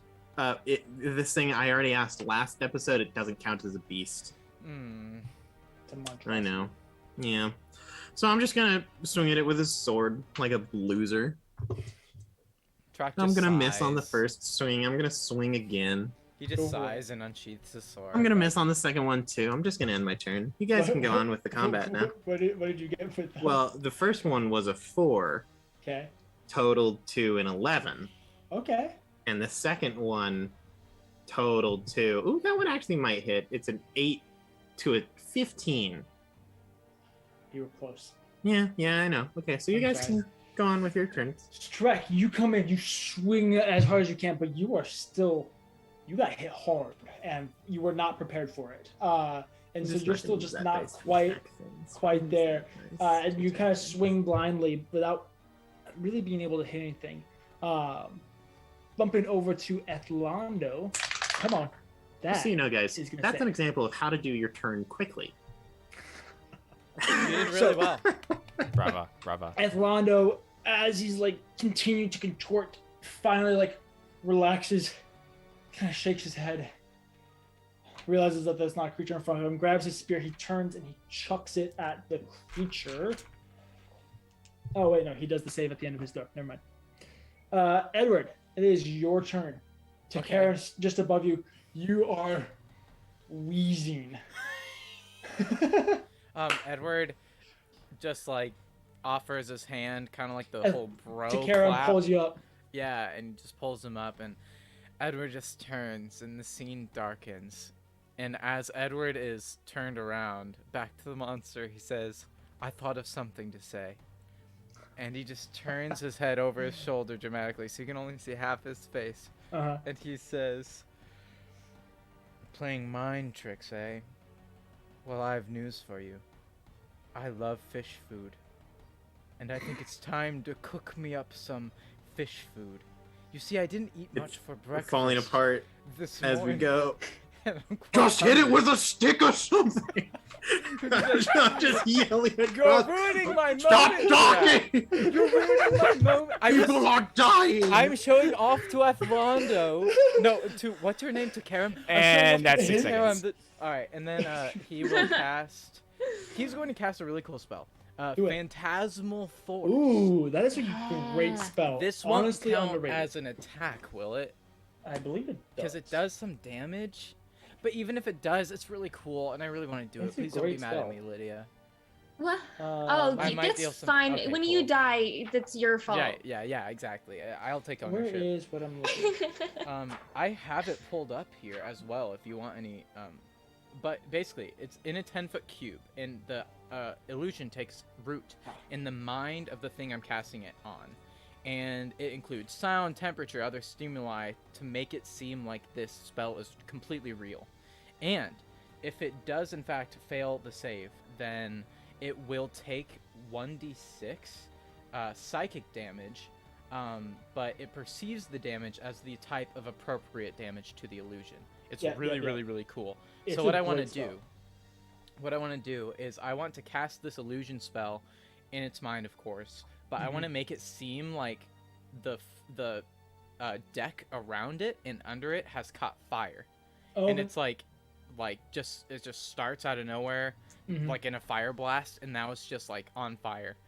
Cool. So it needs to roll an intelligence saving throw, Great. That's definitely not great. or No. just a check. It says, not a saving throw. don't know if It that should be makes a it difference. should be a saving throw. Okay. It's always a saving throw to resist the effects of a spell. Well, it got a 6 on die and has a -4 to its intelligence. So that's a 2. baby. Oh, baby. Yeah, so this thing just straight up, in its mind, out of nowhere, like behind it or something, there's just a blast of flames, the heat, the smell, the sound, and everything. And, like, flames up to, like, its midsection, I'd say. Like, big, hot flames are around it. And it'll take 1d6 psychic damage, which I roll. Do it. And it says it perceives it as the appropriate, so it would be fire damage, I assume. It's going to take it as fire damage. All Well, right, it is psychic damage, but it thinks it's fire damage. Right. So that is 4 points of damage. Oh, nice, dude. Yeah. And then I'd assume that the creature acts aptly to the illusion on its next turn. It's going to respond correctly. You watch as this creature, which is kind of like up on the helm and then like over the side and kind of down across the deck as this massive creature, as it immediately like stands up on its back legs and kind of like withers around, trying to like avoid these what it perceives as these wreaths of fire. Casting a spell does end Sanctuary, so you don't have that protecting you anymore. And then Edward turns around and lifts his eyes up above his hanging hair. And then he says, ha ha ha ha, I should have brought appetizers. That was better, but it's still bad. I'm trying to run. So DM, as an action on its turn, it can make an intelligence investigation check on its turn to break the spell. Yeah. Perfect. Save it Megan's first turn. and then check on its turn. Yeah, later. She is going to cast. She's gonna cast Misty Step and boogie on out of there. Fair. Yeah, she's not having a fun time being underneath this thing. She teleports out of there. That's her action. And then she goes over to one of the crew members and helps them out. That'll be her turn. Monster's turn. It's going to make a intelligence investigation check, right? Yes. That's pretty low. So Yes. 12 beat your DC. No, sir. Also, It DM, continues. I need to make another con save, please, as it Yes. starts its turn in the beam. I was just gonna get there. I actually was. I really thank was. you. I remember. Oh, this guy's not in great shape right now. I just figure it's kind of my responsibility to make sure that's being kept track of I because do it's my spell. appreciate that you are keeping track of your spell. I do appreciate that as a DM. It continues to wither and writhe, feeling as if it's being burned. What sound does it make? I hate it. That's a Well done. 3 for the Constitution save. Okay, so it takes another 11 points of radiant damage. You guys are crushing it over here. Yes. It is now to 2/3 of its health. Correction, some of us are crushing it over here. Thanks, Lydia. I appreciate the reaction.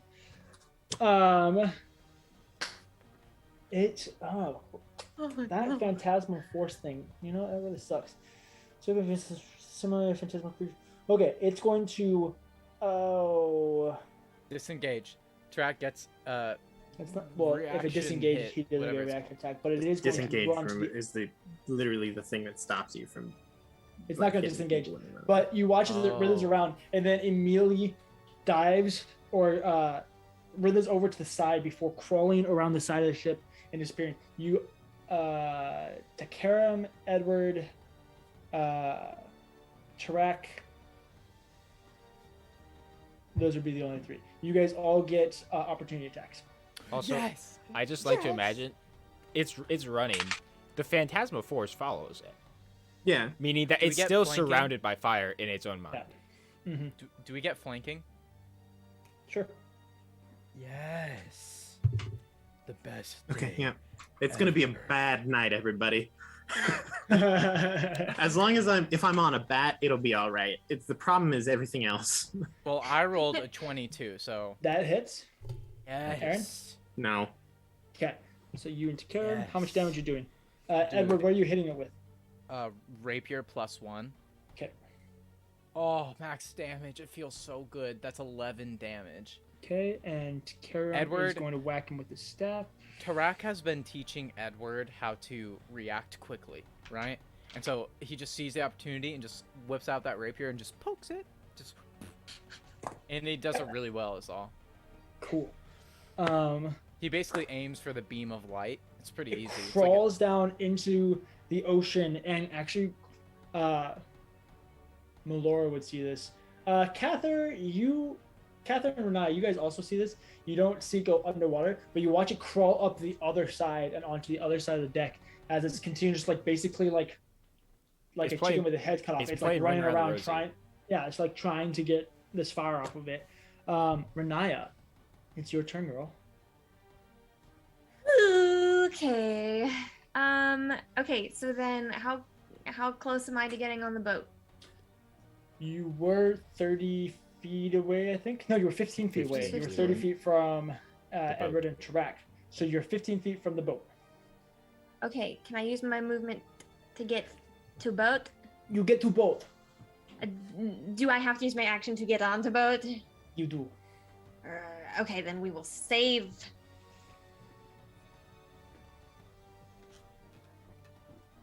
Can I still see the thing? Or no? You can see the creature. The creature's tail is actually kind of like whipping down off the side of it. So you could probably attack the creature, actually. I could probably attack the creature. Okay. Oh shoot! I didn't bring my weapons with me. That sucks. Inflict wounds. That's Oh, I can melee. touch it? You can touch it. Yeah, you're within melee range. Whoa. Okay, didn't realize that. We're doing that. We're doing that. We're doing that. We're Oh, doing that. no. We're doing that at second level. Don't miss. Bam, bam, bam, bam. Thanks, True. That's my recommendation. Don't miss. Thank you. Ooh, so close. It's a 19 plus 8, so 27 to hit. That hits. And then I need more dice. Yeah, you do. Yes. Hello, that damage. hello. Oh, that's yes. I need one more. Okay. Okay. That's how the addiction starts, with just one more.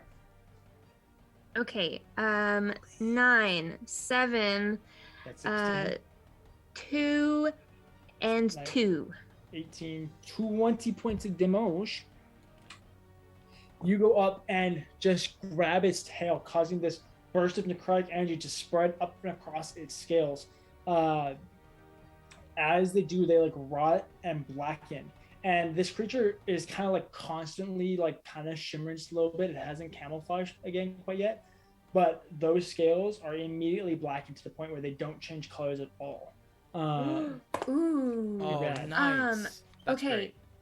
Question: Did Yeah. that make it look angry at me? Oh, it's pissed.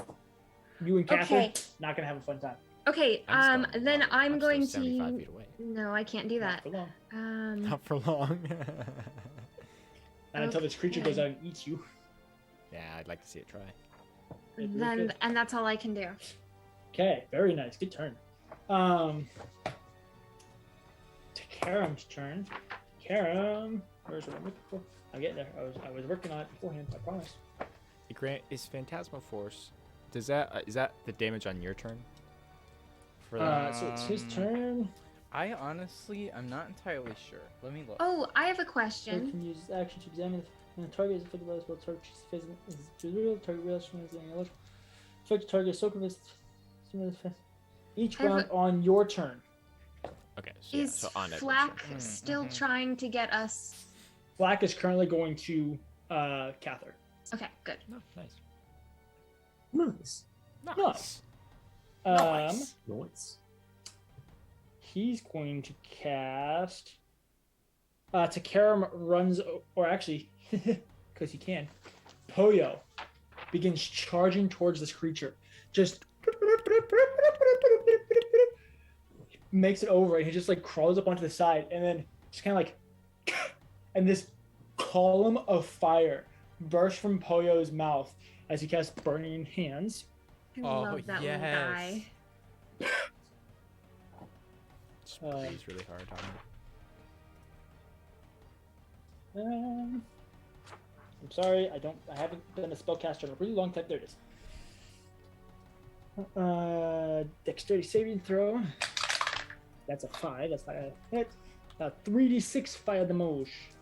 That's not bad. He's now half down. Progress. This may really be progress.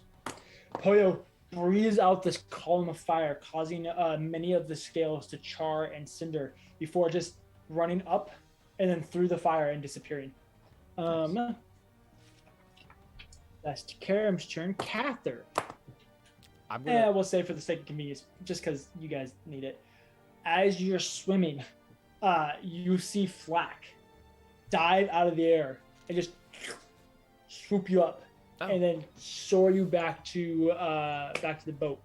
We'll use Flack's movement and your movement, but you are now, we'll say, within 15 feet of the creature. Of the 15 feet of the creature.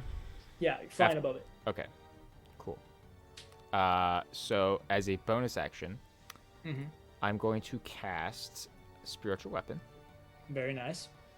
And it's going to attack the creature. Do it. So I have to make an attack roll for that. That is plus 17 to hit. That just hits. Woo. Okay. And where's my D8? Okay. So that's 5 points of force damage. Okay. And then as my action, I'm going to move the beam back onto it. And it needs to make another Constitution save. Yep. Constitution save. That's another 5. It's going to fail. Okay, so that's another 11 points of radiant damage. Ooh, very nice. And I'm just going to stay where... I mean, I guess I already used all my movement, so yeah. Very That nice. is my turn. Raz's turn. He failed again. You guys are just watching as Raz's is slowly curling more and more into like a standing fetal position. Just curling up, this massive hulking minotaur, just reduced to this like childlike ball on the deck. He's not happy about it. Tarak. Yep. Our boy. How far is it away from me? The creature is 30 feet away. I move 30 feet. Go get him. I roll 2 dice that are going to end up being not double-digit numbers. No, Aaron, How's you can your do so time? much. So the first one's going to be a See, Aaron. 13. What was this Believe in whole confidence thing you were talking to Edward about? Oh, Tilted. everybody's all glitchy. The second one's a crit. Woo! Look at that! It finally we lost- happened. we That's lost a DJ. double-digit number. DJ We're gave us losing some DJ and Drew's foreshadowing. gone. And DJ gave us some foreshadowing. He was like, "Oh, Oh, I'm it's getting everybody's getting glitchy." glitchy." And now he's frozen. So we got a Anyway. And hint. Drew is gone. All right. Just so everyone knows, this will be a second level Divine Smite. Yes. Oh, yes. In the meantime, just reminder everyone, we've got a lot of shows going on this month. Between the Rows on Wednesday, so good. episode It's so 2, good. specifically Between the Rows 1871. Hey, DJ never Beautiful. dropped out of the call. Oh, That's amazing. I definitely did, but I No, you're mean, just so but fast. you were still on. fast. Like your Did screen you hear? stayed up. Did you hear what I got on the second attack? I didn't hear any of the attacks. You were rolling. Okay, dice. well I missed the first one real know bad. what? But the second I one's a don't- natural 20. That's great. I don't think I've Oh, heard the first one. I think you should baby. re-roll it. No, DJ. No, Don't worry, we I that still is missed. not how it Damn it. works. missed. Oh wait, I you're tried. talking about the first attack. Yeah, that's. But you got a natural 20. I Go did. kill it. I'm Go. going to second level Divine correct. Smite. Yeah. It's so that's so awesome. Second Divine- level Damn. Divine. Drew, how many dice is Divine Smite? It's Aaron doesn't know D8s, how- right? Aaron At doesn't know how to second do it. level, it is 3d8. I Unless just wanted it, to make sure that it unless was it is was a fiend or D8s. undead, and then you get an extra d8. So you get an automatic 24, plus you're using a Yeah, bludgeoning- D8 for longsword. So you got automatic 32 plus 48, plus your 1, strength. 2. Do I have more D8s here? I've got all these dice, and none of them are D8s. You want me to roll them? No, I got it. Sure. Hold your horses. We let you flip through a book for 20 minutes. Not I saying can anything, but search I for just got die. an extra. Oh, cool. That one seems to be staying on a 1. This is a stupid die. Get something higher. There we go. That's an 8. Maybe we just need to really smack talk our dice. Maybe that's the secret, like DJ just did. What are you doing? You have What is my strength? expectations to keep. You're a terrible dice. You should roll higher. And then the dice is just like, okay. Okay. Aw. Wait, what did That's you say the key. original number was? 32. 32? 32 plus is That's 55. 55. Plus your strength. That is plus my strength. Oh, very nice. 55. Bonk. Bonk. It makes that coconut sound, like, like I can't. That was close. It's like, how do you make that noise? Don't. Dunk. No, that's way off. That's We how can- much we'll keep damage I do. That's it. Wow. That Holy was crap. awesome.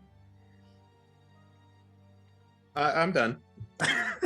Is it dead? Is it dead? Is it I don't dead? do a whole lot. Oh. Dang it. You guys watch as Track just kind of like drags his sword over,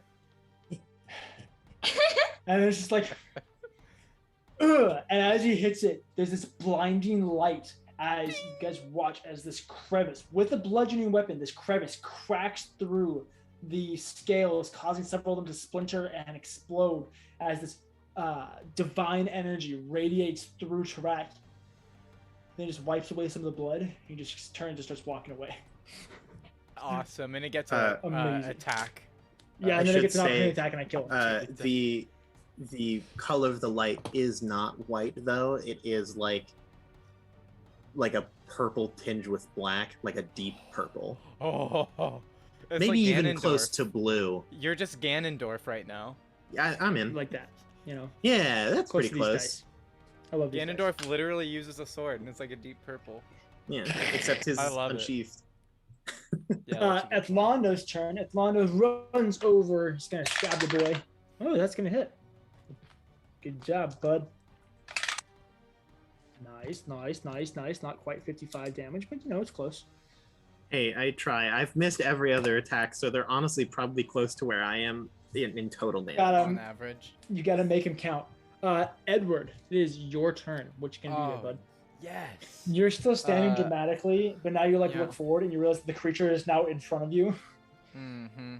Well, so the little illusion spell is a concentration spell, and it can Ooh. last up to 1 hour. Yes, So you can I gotta just do the decide? phantasmal force.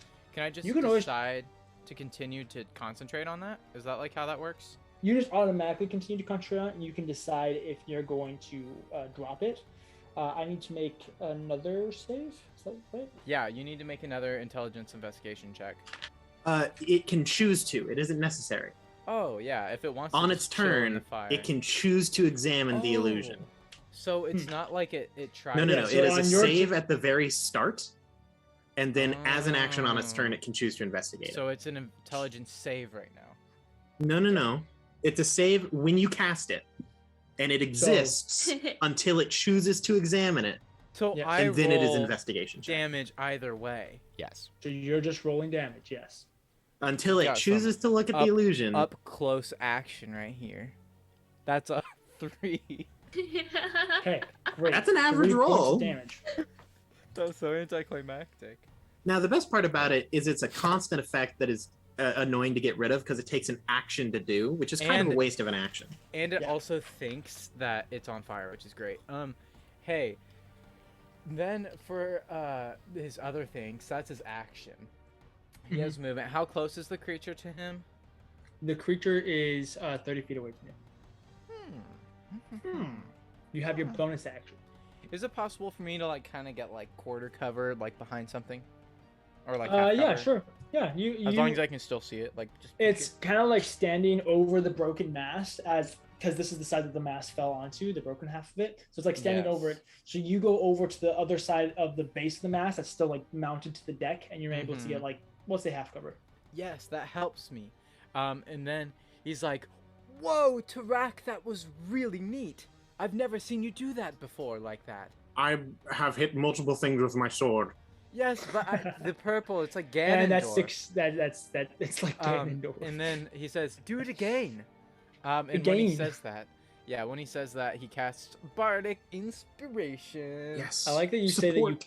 cast Bardic Inspiration. And really, you just give it. It's not a spell. I that you cast. instill Bardic Inspiration. What, is that Awesome. super wrong?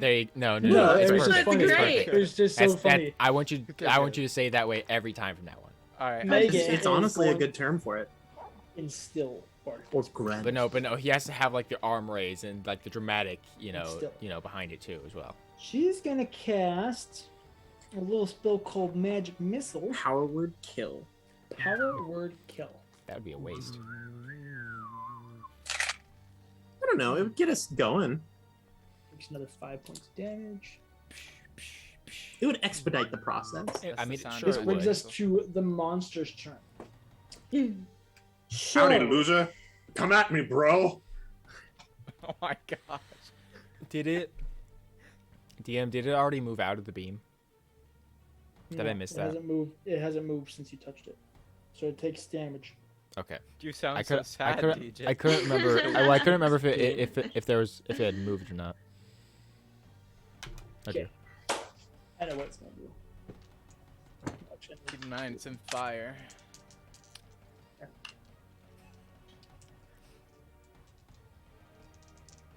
How much What's- damage you got there, What's Kathy? happening right now? I'm waiting for damage. That's a 14 for radiant damage. Wow. Yes. Uchi. That's what it says. Did you do it? Uchi. No, I was laughing No. at Uchi.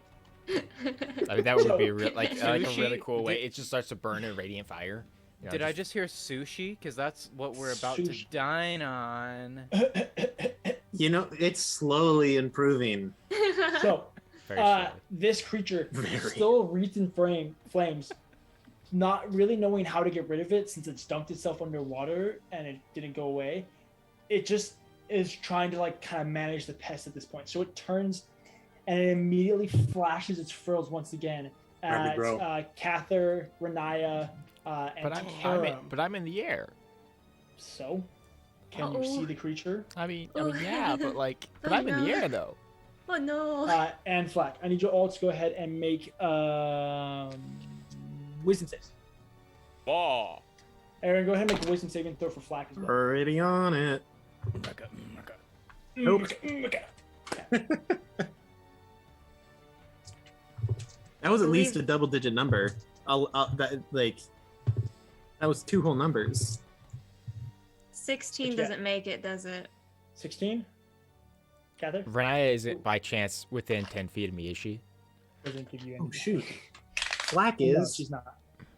Is Riniya within 10 feet of Trek? Yes, since Tarak ran over. So she would get a +2 from Tarak. Yes, a +2 to your roll. 18. Okay. Hey. Riniya, you save. Kathyr, And then I Flack, roll- you and- giving a +3. I rolled a natural 20. Nice. Very nice. So Kathyr, what's your help bonus? +3. God, I'm one away. It ends up at 17. To Flack and to Karam. Kathyr and Riniya, you guys watch as Karam like stares at this. Just as Poyo's like coming up onto his shoulder, and then Poyo also looks at him, and they both immediately like eyes glaze over and immediately begin to like kind of like seize up and then begin curling in.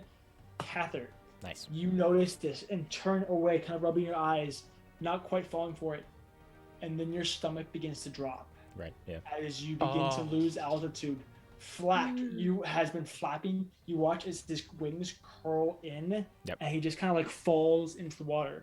Falling's instantaneous, and so you are going to fall. So to clarify, we weren't above the boat before. You guys are above the water. There's something about falling onto water. DM, as a reaction, Yes. because I rolled a natural 20, make an attempt to jump onto the boat as we're falling down. No.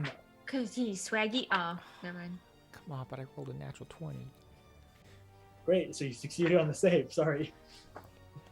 It's a super save, like couponing. Buy one, get one half off. Just make it. Go ahead One and dead make. lizard for the price of 2. Go ahead and make a athletics or acrobatics check. Oh, yeah, because Everyone like there. Flack is plummeting. Yeah, Track doesn't get a make a check. Track is Athletics or acrobatics. or Flack. I should say. That is not a Feats. fantastic roll. 12. Doesn't give me. The amount can't of even books, say it. DJ. Yeah, I've held Wow. myself back My from saying guy it past, is goodness. like is 3 minutes. penta wielding. Add So this to the sorry compilation that I'm once trying to again. actually follow the The rules. fourth My or fifth goodness. time. What did you say, Drew? What was it? 12. 12? No, you don't get half damage. Sorry, bud. Yo, Hey, I wasn't complaining. I'm experiencing some sass. I'm from, like, feeling a the little, DM part of upset. this. Sass is coming through right now. Wow. Hey, I never commented. Just saying. Thanks, I'm Drew. sorry, You- DJ. I'm sorry. You take 8 points of bludgeoning damage. Suck up. I'm so sorry. 8 points of bludgeoning damage. Neato. Needed to quit. All right, I'm the DM now. All right, so this little thing like So it Grant bursts starts into off. sparkles. I like Lydia as a DM. Wow. Oh, I need to roll. So yeah, that. you take 8 points of bludgeoning damage as you crash into the water. Aaron. Yeah. Black also takes 8 points of bludgeoning. Yeah. Oh, he's fine. He's got I figured 22 you would be, health. but just so you know. Yeah, you know. Wow, just a little really? sympathy for the ocean. I'm so upset right now. Okay. we Moonbeam all are. drops because I needed a 10 to keep Moonbeam up, and I rolled a 9. That's a So- bummer. I'm sorry, bud. And that's with your Um, +3 too. Yeah. It lasted well. I It did- suggest it a did lot of good. damage. meditation maybe to help that like mental concentration. It's like a muscle. You gotta. Really I have a practice it. +5 to con saves. Don't talk to me. Yell at your dice more. Yell at your dice. Scold your dice. That's what we learned. So, Only and then a it's going +5. to again try and like dunk into the water to try and ditch these flames. Tarak and Riniya, you guys get opportunity attacks. Wait, oh no, that's what Yes. Edward would say. I don't have a weapon. Can punch it. I can punch it. I'm gonna try to No, no. punch it. DJ, how big is this like lizard thing again? If you big go is tip to tail, it's probably about 100 feet. It could Oh, probably like span 100 across. feet long? It could span the entirety of the ship. I was Nice. picturing a creature like 2 times the size of Randall. So like, No. oh, No, this it's- is a Jeez. big lizard. No, it's straight up- 22 punch. Nice. Okay. But, 3 like, points let's of state that damage. Right now, my Nice. hit percentage Wait, is Lady, a you rolled a 19. is a 17% I rolled an 18. success rate. Ooh, that's not bad. That's terrible. No, that's great. Don't you have a +3 strength? right now. My No, unarmed she took off the strikes- gauntlets. Yeah, so her strength would be like a 17, right? I thought. No, it's like a 15. Yeah, Which is still, there's not a +4 then. my- Either way, I'm just confused as to why it's a +4. Wait, I'm confused too. Sorry. So- My so- unarmed strike on D&D Beyond says I get a +5 to hit for some reason, but I don't think that's right. Don't know why it's saying I that. don't know why. It's it's- still because I took the It gauntlets should be off. one. It should be 1 plus your strength modifier. Well, Yes. to hit, it's just your strength. Because you're not proficient with unarmed attacks. Oh well, either way, I'm not either wearing way the she gauntlets. hits. I don't know why it's doing that. Okay, I'll figure that out later. So yeah, but yeah, I do that 3 points of damage. Cool. And Yeah, I Tarek, rolled an did- 18. Did you hit? Tarek, you would have flanking. Oh, sure. Let's give it another shot. Nope. Oh, I'm sorry. So, Alright. actually, if we're counting advantage and disadvantage here, I have more. That's sorry, I'm Interesting. just doing stuff. Awesome. That takes. So it's us more like to a 13%. Riniya, it's because I'm proficient. I'm proficient with unarmed cool. strike apparently. Is that because you're a warlock? I don't know, but that's what Well, that's what see, D&D Beyond it is says saying. that in D&D Beyond 2 for me, but the thing is that's not. I don't think that's not. I don't Either think way, that's right. it's okay. Anyway, I hit Uh, it anyway. Yeah, Riniya, it is your turn, girl. You're down in the water. You just like punched it. You're just like. I like punched it and then like wait, I can do this better, and then I do inflict wounds again. Go for it. Okay, that's that's a 24 to hit. Ooh, that hits. Did I suddenly start thinking of like the like My Little Pony theme? I don't know why that reminded me My of that. Little I think it's in the same Pony. key, you know. Okay, cool. Okay, I'm just gonna 7, increase Do it. All of them. 7, 5, and 3. 14, 19, 22. Nice. Is it dead yet? Pretty good. It's getting really, really close. Yes. You crash in. You know how lizards like break off their tail like as a defense mechanism? You grab this tail and shoot out this necrotic energy, and as it's running away from you, it immediately like breaks off its tail. And now you're just literally like kind of holding the deck, and then you immediately let go as this 200 pounds of tail just barrel into the ocean that you basically just broke off of it. Everyone is Woohoo! proficient in unarmed strikes. Really? Under melee attacks, instead of using a weapon to make a melee weapon, you can use an unarmed strike. A punch, kick, headbutt, or similar forceful blow. On a hit, an unarmed strike deals bludgeoning damage equal to 1 plus your strength modifier. You are proficient with your unarmed strikes. Huh. Very How nice. about Page that? 95. That's interesting. I've in 5 years of playing D&D or more than that, that's never come up. That's because the only time that you ever punch things is if you're a monk. At which point you automatically like you are punished for using a weapon. All Anyway. right. Interesting. Goal. Uh, Kill Learn this something new every day. monster with an Karam is unarmed going strike. to he will succeed. He kind of comes forward, shaking his head out of it. He sees Poyo and just like covers Poyo's eyes. You okay there, buddy? Okay. At which point he's gonna go over to who's looking to hurt. Everybody's doing pretty okay. Ooh, me. He kind of grabs Poyo, just chucks Poyo at Tarak. Oh, I honestly thought that you were looking for someone to attack. I was reading. Attacking you with love. Poyo slams into your face, at which point he just kind of like he like lands and like kind of like stays, like wraps his tail around your neck. I and his, like, actually bottom don't want paws around your this. neck. Poyo is And then he freaking just like weird. just like places both paws on your cheeks, and they're just like warm and soft, Oh. and you're healed for 1 point of HP. What, Oh, Like, he's oh, so man, what, cute. is he Good casting? work. Is he casting Good Cure work. Wounds? Yeah. You add wisdom to that. Poyo's wisdom. Well, it's through Karam. So you get. He has a. What does he have? Oh no. As a druid, Drew, you probably like had I'm gonna to say a say plus something. 4 off the bat. I hate you. I don't think you're hitting plus 5. Might be a plus 3. It's +3. So you get 4 points of HP. Demon. Hail beast. That would be to Karam's turn. Kathyr. Yippee. Go I'm in the water ahead. now again. Yeah. Um, You breach the surface. You don't have to use any of can- your movement to get up. Can I still see the creature? The creature has made its way under the ship. Under the ship. So, So the closer creature- to where the sea- you So are. the creature has sea. Wait, the creature is in the sea, so Under the can't sea. see creature, but the creature is seeing. Oh, Wait. we need to finish this Grant, soon. you need to stop. Okay, so if the creature is under the boat, I'm right next to the boat, right? Yeah. Okay, I climb up the side of the boat. Okay. Go ahead and make a athletics check. Okay. I'm so sad that you didn't try to 15. fight it underwater. 15? Yeah, sure. You make your way up to the boat, and you're able to use half your movement to get up onto.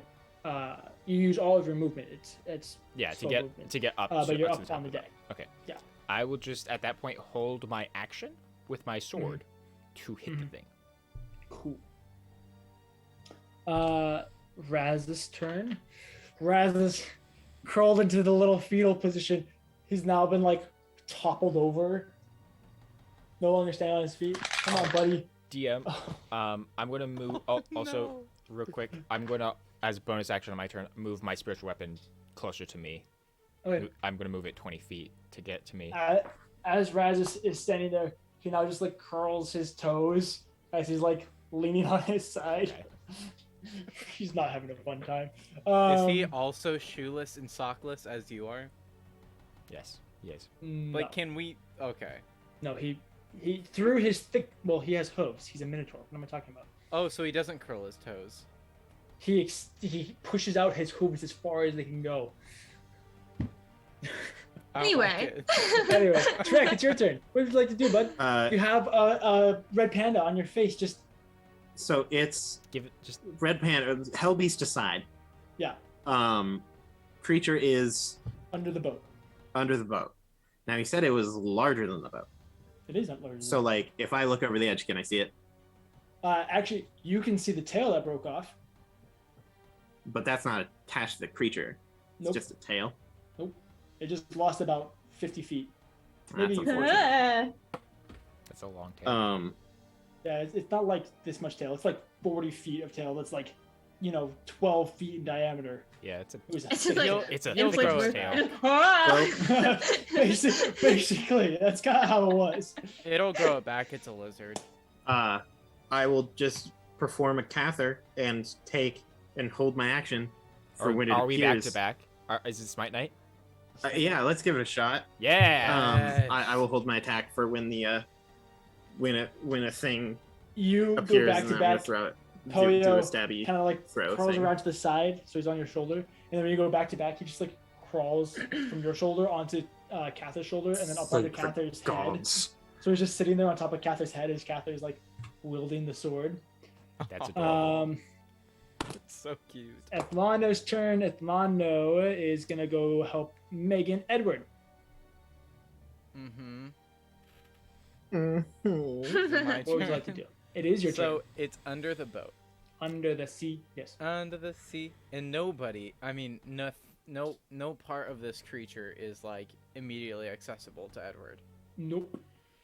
Unless you want to dive like 30 feet into the water. No, no. That's And bad. Edward is also, could he still do concentration? The spell, I mean, it's underwater. Yeah. I Which don't spell? really know. Oh, Phantasmal Force? Yeah, 100%. Yeah. So he Oh, can still actually, roll the damage. Roll for that? damage, yeah. Roll damage. Oh yes. Oh, here we go. Ready? Wait, is it a Okay. D6? Yeah. Yes. It keeps going down. That's 2 damage. But hey, it's 2 2 more damage. damage than I would have done otherwise. This is true. And Edward what will he do? As a Oh, no, bonus that's true. action, he will. Who's on the ship now? Kathyr, Trak, Everybody but Riniya. Everyone but Riniya. Can Edward kind of run over and look over the edge towards Riniya? She's just like holding onto the boat. You're watching the tail like sink behind her.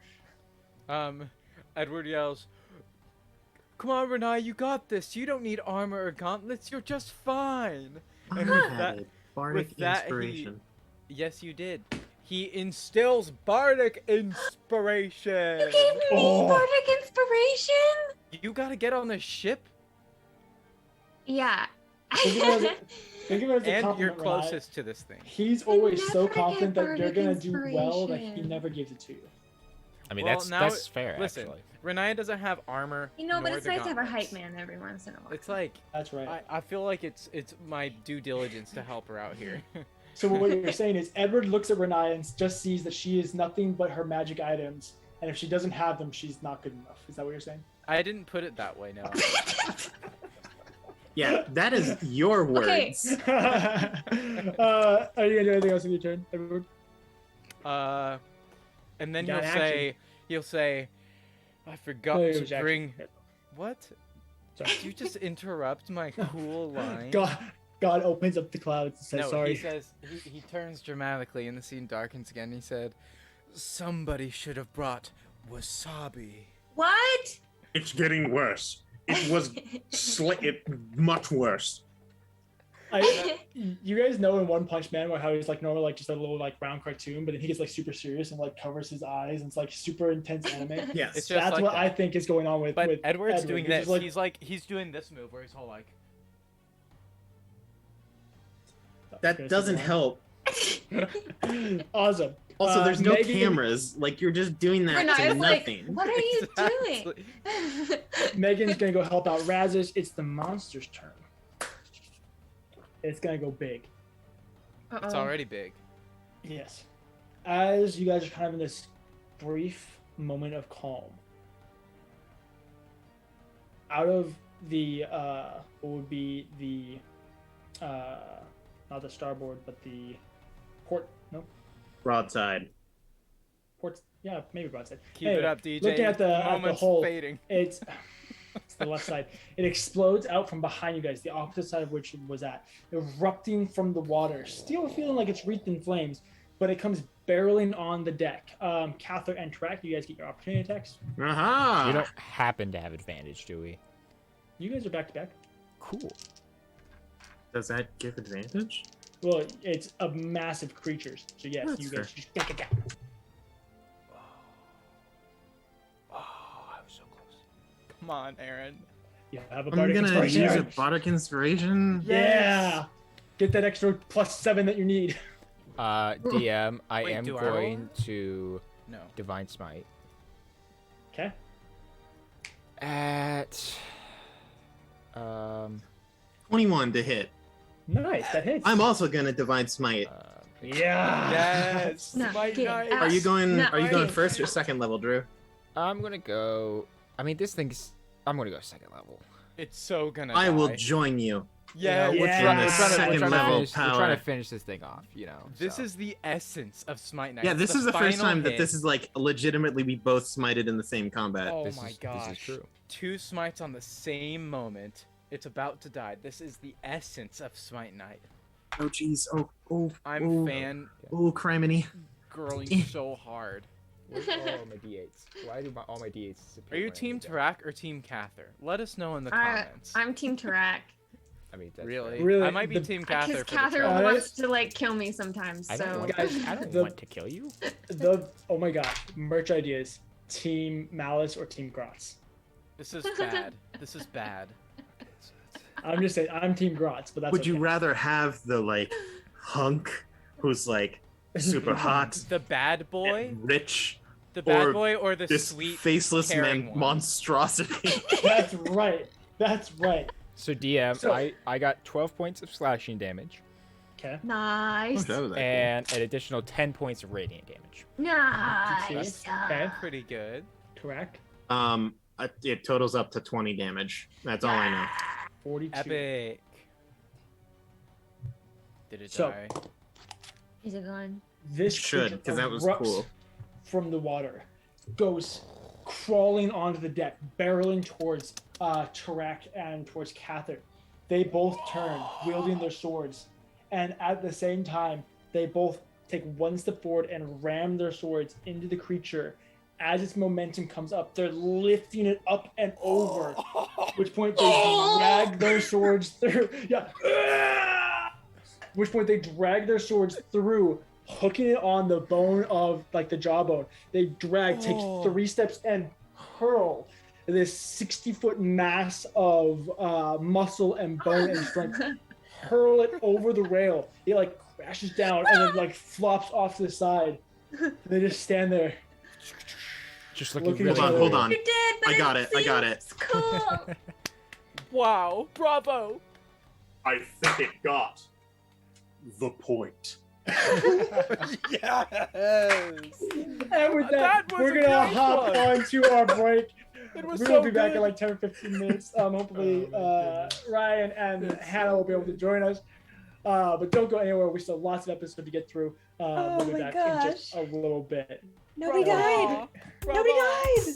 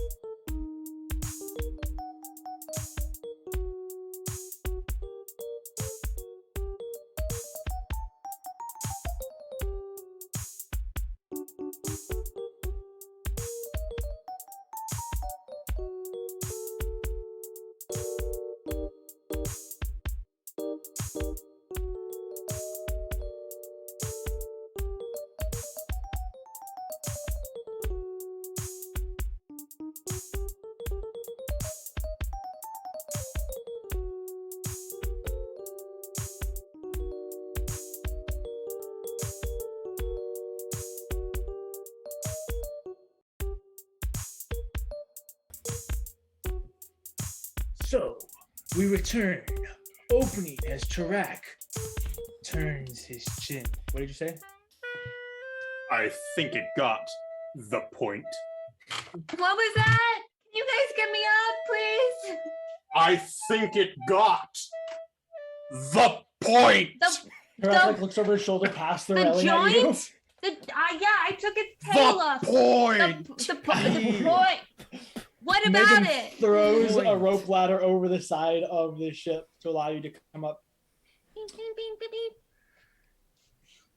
Well, As you guys all kind of come back, Argos goes, "We need to get below deck. He managed to blow a hole. We need to plug it."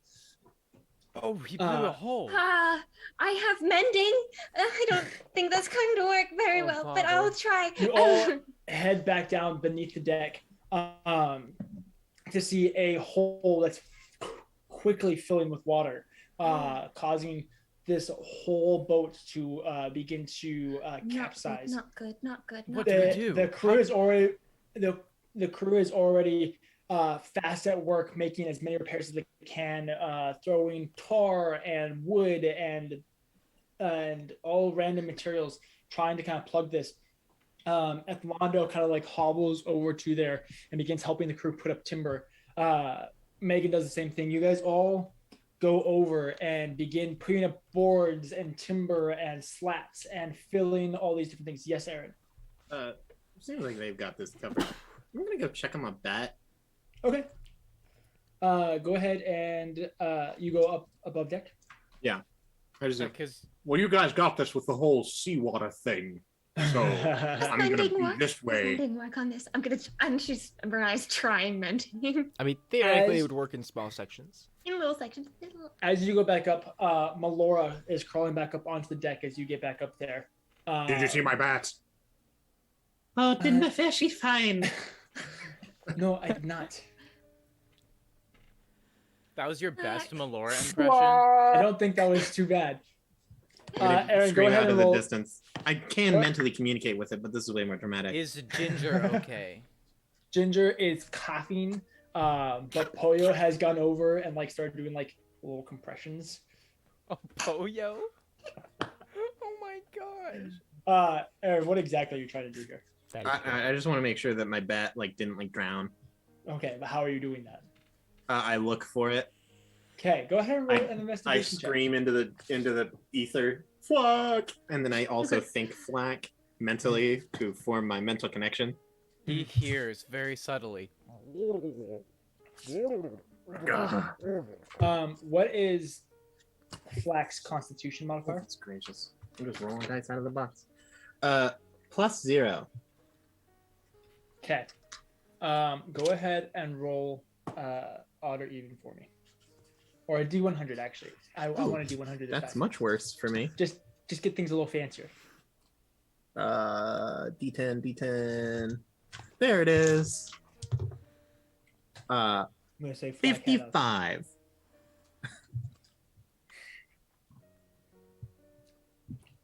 You reach out with your mind and look over the deck, and as you do not feel a mental link.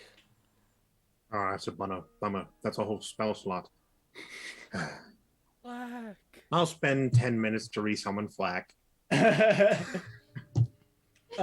spend 10 minutes, and out of the distance, another bat is flying in. Whoa. It looks a little bit different. This Flack had more like amber, kind of reddish brown hair. This one has a little bit darker, kind of more of a grayish It's tone to not it. the same. Black, no. Just so you know, these aren't actual like animals. They're like celestial energy creatures. Shut up, Aaron. Black. Another thing that you guys noticed in this 10-minute period, as you guys are patching and looking around, you guys all notice that you haven't seen Havel since the fight, Like at all. Mending. like at all. Mending. Where is Havel? Mending. I begin to look around. I begin to look around and call for Havel, Mending. Okay. starting Uh, starting in the crew quarters. Captain's quarters. Mending. You guys go And ahead fruit. and make investigation checks. All right, let's investigate for Havel. Riniya's mending. Oh dear. casting a spell. I don't suppose I have advantage for some reason, do I? Sure, why not? Mending. Boy. 'Kay. Oh, wait, did I get advantage Mending. too? Yeah. Mending. Oh, okay, that's pretty Mending. cool. Mending. Was this investigation? That wasn't a sentence. Was this investigation? Good Yes. job, Grant. Way to pronounce your words. That's a 22. Nice. Okay, Kathyr, you follow Edward around as you guys, at first you're just kind of like, oh, he's probably hiding somewhere. It's a big creature. He's been feeling really seasick. Hasn't really been participating with the group. But as you guys get further and further into this, Haval. you guys don't find him at all. Huh? That's what I was thinking. Do you Kathyr think does maybe that in game, by the way. Do you think maybe he somehow snuck off? Where would he go? He I can't don't know. swim. Was there another dinghy? You guys look over the deck and on the hole on the side of the deck, the port side, I think is what it is. Uh-huh. I don't know. Port side, hold Port them. side, where the hole in the decking was, in the hull. You guys see Howell's jacket floating. Oh, that's a bad I dive into the water. Okay, you dive in, crashing onto the sign. jacket. Bardic inspiration. What are you trying to do here, Kathyr? So I Still. get into the water and get his jacket. I immediately descend and start looking for him. Be You careful. Begin looking around. Go ahead and roll another investigation check. Just another monster. Okay. Do I have bardic inspiration? Yeah. Is there any way? Should have die. Okay, and bardic inspiration. Oh gosh. Let's roll. Sure, let's roll that one. Ooh. Real bad because I don't suppose I'd have advantage again, DM. Wait. Bardic inspiration. Did I see Kathyr do this, or are they not near me anymore? You're still down mending the Yeah. hole, so you don't see any of this. So I don't see Edward- any of this. Okay. 8. Edward starts. He furrows his brows and says, "Okay, I'll try it. I've been practicing." And he takes out his lute and starts playing it's an eerie melody, but it's kind of happy. You know what I mean? And Kathyr, you begin to feel, physically, you begin to shift a bit. Oh. And it's not painful. It's just a little bit strange. You're And you a begin to werewolf. gain a very natural swimming. It's not hard anymore. And you realize that you are turning into a very large fish. I cast polymorph Polymorph. Very On- good. Kathyr for the that's first good. time on a person. And After you go through this, yeah. you almost feel like you need to throw up as you feel the literal anatomy of your worse. body rearrange inside as you change into what type of a fish? It's Like a a big little fish. A big fish? Like what type of a big fish? Like a shark? Let's That's go. a big fish. Yeah. No, I want to go with a tuna fish or a grouper, that Do kind of category. you want a bluefin tuna, like the big tuna? Yeah, bluefin Sea tuna. monster just Edward, I'm gonna ask you Wait, this. That might look too tasty. Yeah, Can I do a cool barracuda? That's kind of big. Cool. Great. A little you like a medium-sized barracuda. No, a big size. Big-sized barracuda.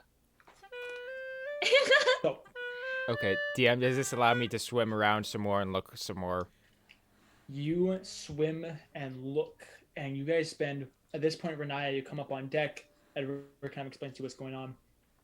You guys all begin looking for Havel, and over the next hour and a half, you guys, Riniya. Once I know, I want to try to cast sending to Okay. Havel. Let me just look at some of the details. Joxer, you I'm say? asking myself Details. that question. I'm A asking myself dolphin that would question. be brilliant, Jocks. What are the details of this situation? Hears the message in its mind, recognizes you as the sender if it knows you, and can answer in a like manner immediately. You can send the message across any distance and even to other planes of existence, but if the target is on a different plane than you, then there's a 5% chance that the message doesn't arrive.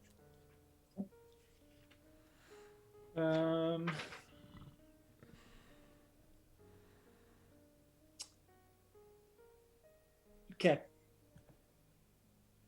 All right, you. Yeah, go for it. Where are you? Where are you? Are you okay? Where are you? We can't find you. Where are you? I don't know how many words I have left. You're done. You send this message out, and 30 seconds goes by. A minute goes by. 5 minutes go by. How long does polymorph last? An hour. An hour, I think? Yes, up to an hour. An hour goes by. Kathyr, you turn back into Kathyr. Crawl up the side of the deck. And you guys all come to the realization that Havel is gone. Well, he can't be gone. He's too crafty. He probably planned this or figured something out. I mean, he left his jacket behind. You know, maybe as a clue. Maybe he's going to a different island. I have his jacket. Mm-hmm. Okay. I just want to find a somewhat quiet spot. Okay. I sit down. Okay. I place the jacket in front of me, and I place my sword on top of it. And I just close my eyes and begin to try to reach out and see if I feel a presence of death, basically. Okay. Go ahead and roll a religion check. Okay. With advantage, since you're using an item. Okay. Cool. Okay. That's that number, and that's that number. And I add religion to that. 18?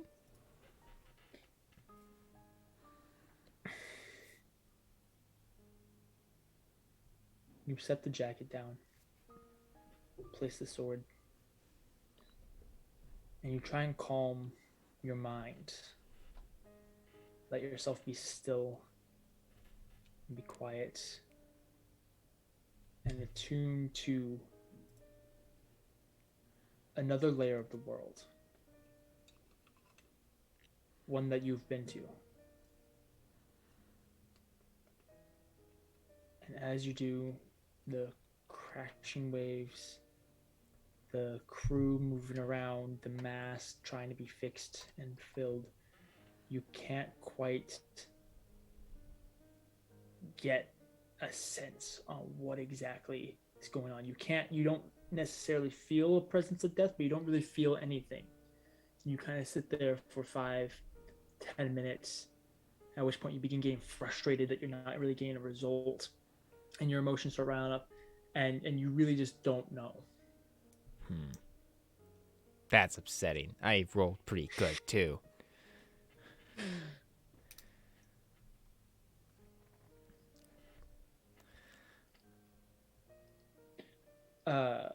Captain Argos comes over. We're gonna be here a while. We can barely, well, maybe not here. We're gonna try and get away from the trench, but we're not going very far, very fast. Not until my ship is fixed. Did you happen to see Havel at all? No, I've been up here. I fought whatever that thing was with you. Riniya's gonna start asking like everybody on the boat if they saw Havel.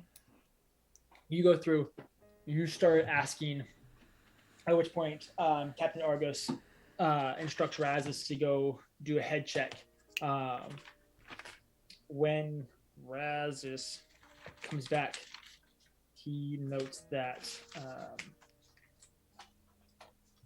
Megan, I think Charlie, and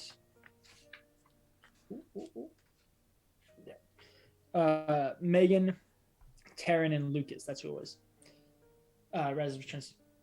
Megan, Taryn, and Lucas are all gone as well. Like gone as in like dead, or gone as in can't find them? I mean, we cannot find them. Did anybody see them? They were below deck. They were part of the masonry crew. They were some of the first people that were responded to the hull crack. As in, so this is Grant. As in Megan Hart. Yeah, Yes. Megan Hart. Okay. The other bird's nest person. Well, what do you do in this situation? Do you send out search parties? Do you have a way to locate them with objects? What do you do? I mean, surely they can't be gone. That was too fast, too easy. I didn't get a response. Razis just kind of like steps over to you, Edward, and just places his meaty paw basically on your shoulder. There's nothing we can do. DM, I'm going Yes. to do something, and it might be a little too late, which I hate that I didn't do this sooner. I'm going to attempt to. I'm going to attempt to jump back. I'm not going to attempt to jump back into the water. I'm going to jump back into the water, or like go back down. You go to jump and you just like hit the rail and like flip off the side. Right. And then I'm going to attempt to cast Locate Object, focusing on Havel's rapier. It's 1,000 feet. Yes, 1,000 feet.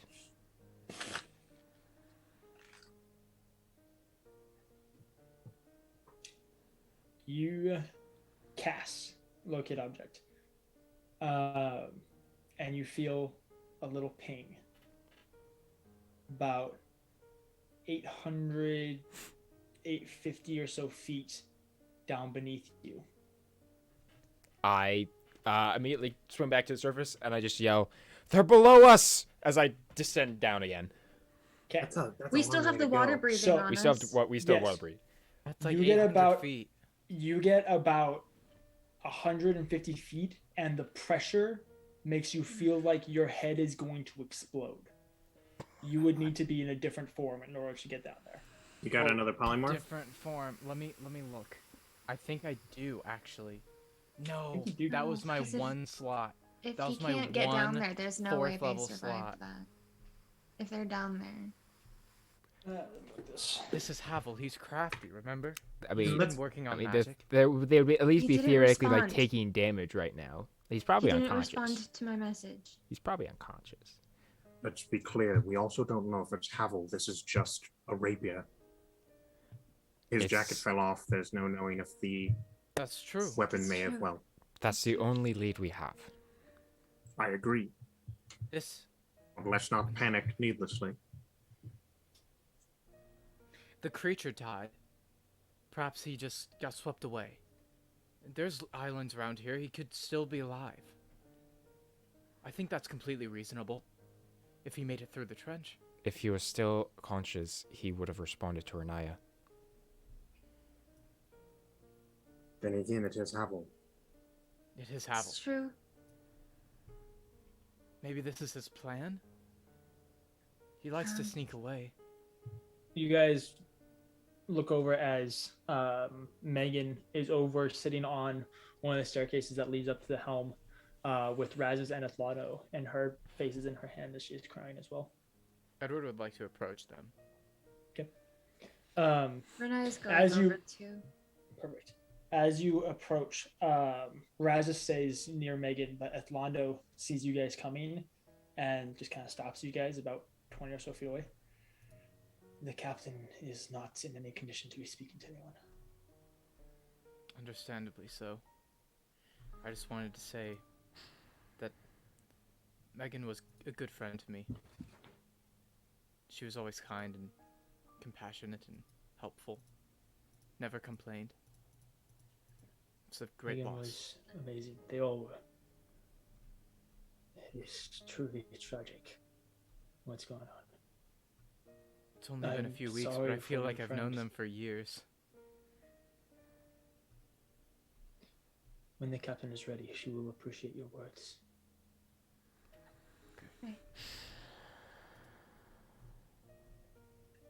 Any updates on the ship?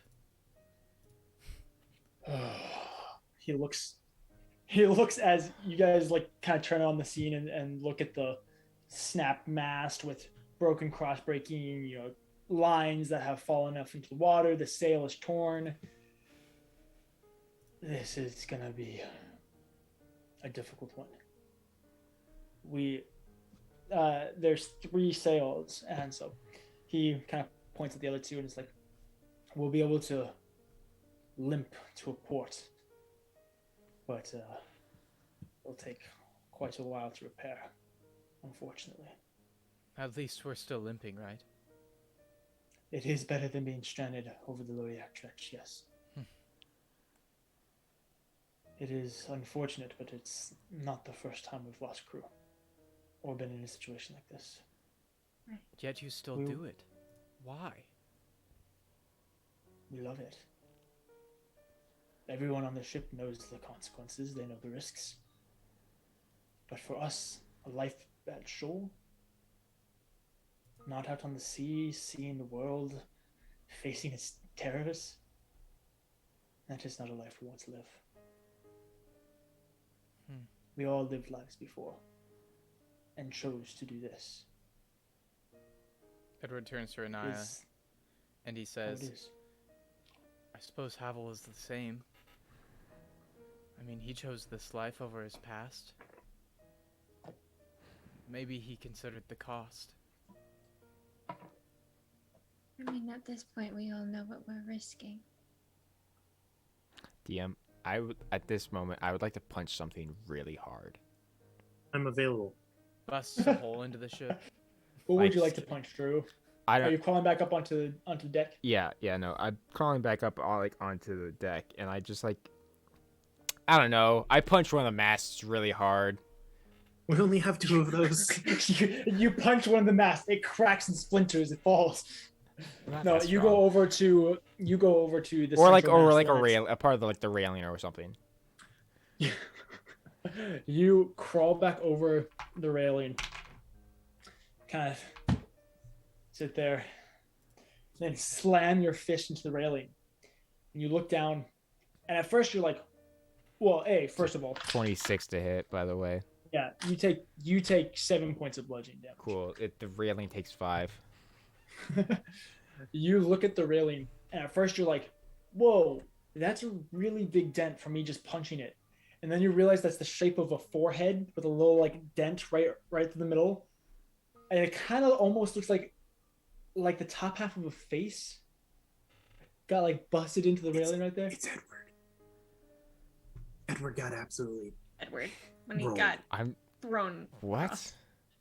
You don't remember this? Edward rolled and slammed into Edward the thing. rolled and slammed his face into the thing. I understand. I was so I'm like you're just Kathyr wasn't there, so you're still really confused. But yeah, yes, Riniya.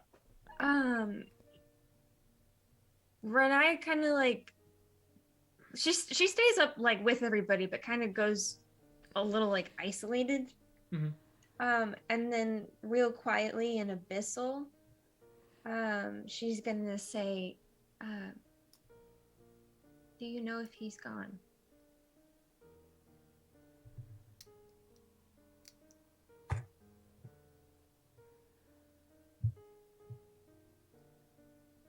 His soul is not with me.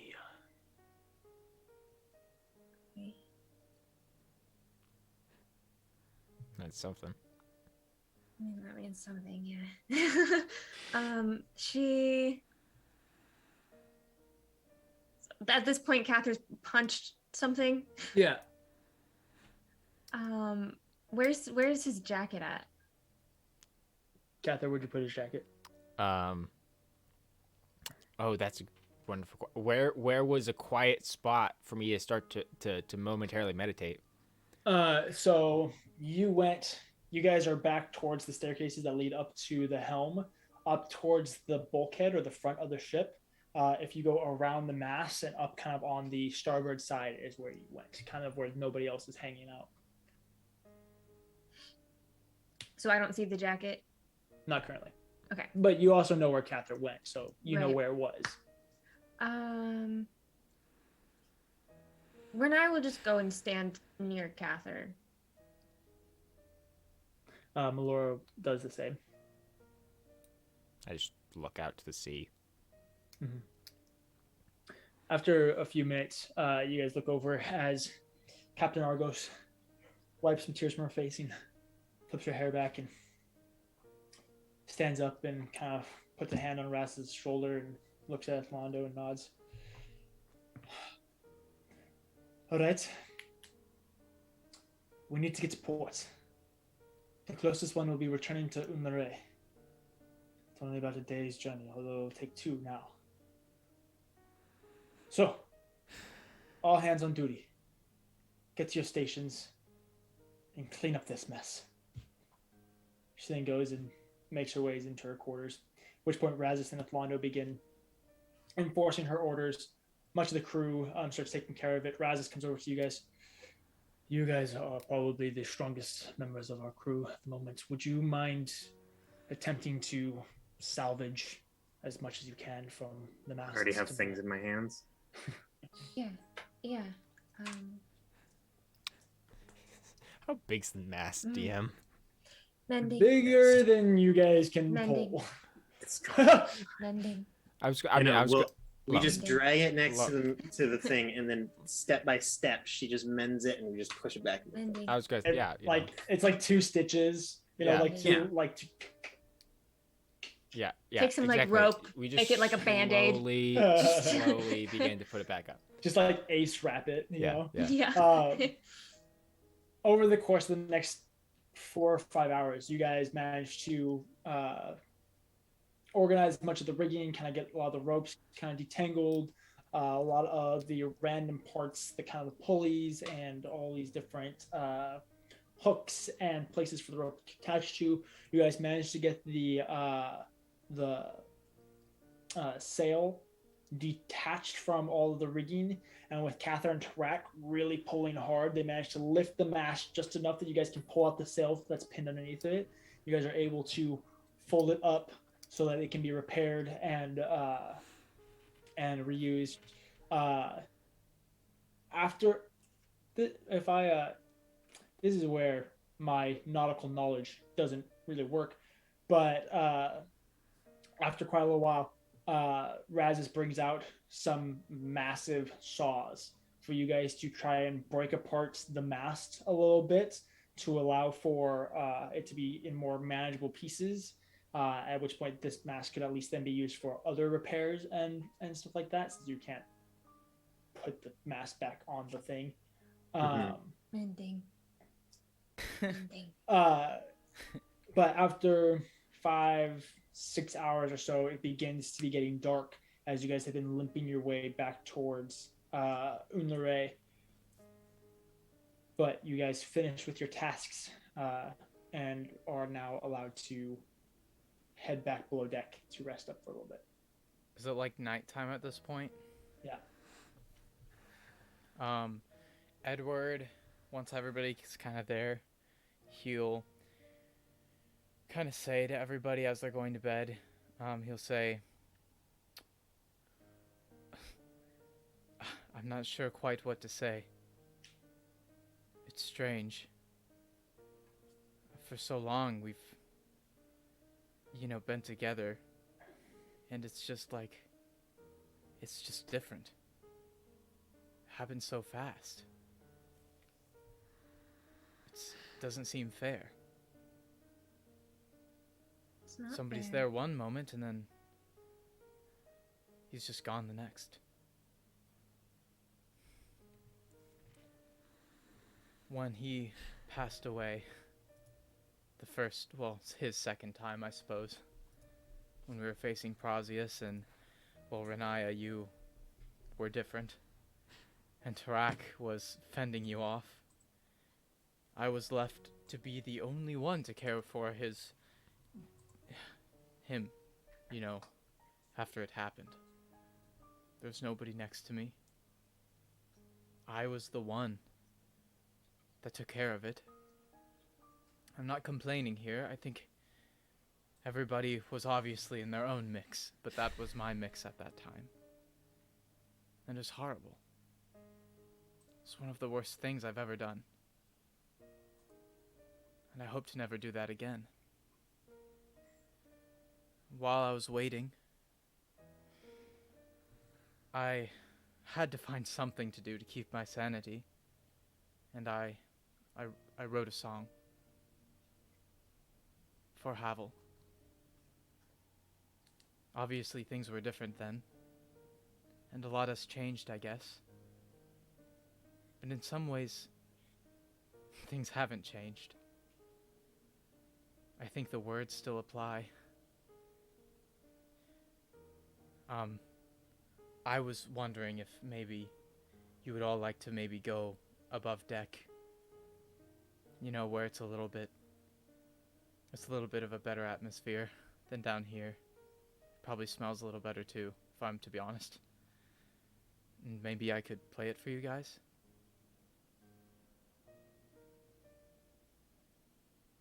I mean, we don't have to if you guys don't want to, but I just thought it might be a good idea. I mean, if, you know, if I'm the only one that thinks maybe that we don't have to, I play it sometimes. And No, it's just Poyo crawls over and just kind of like crawls up onto one of their cots and into your lap, Riniya.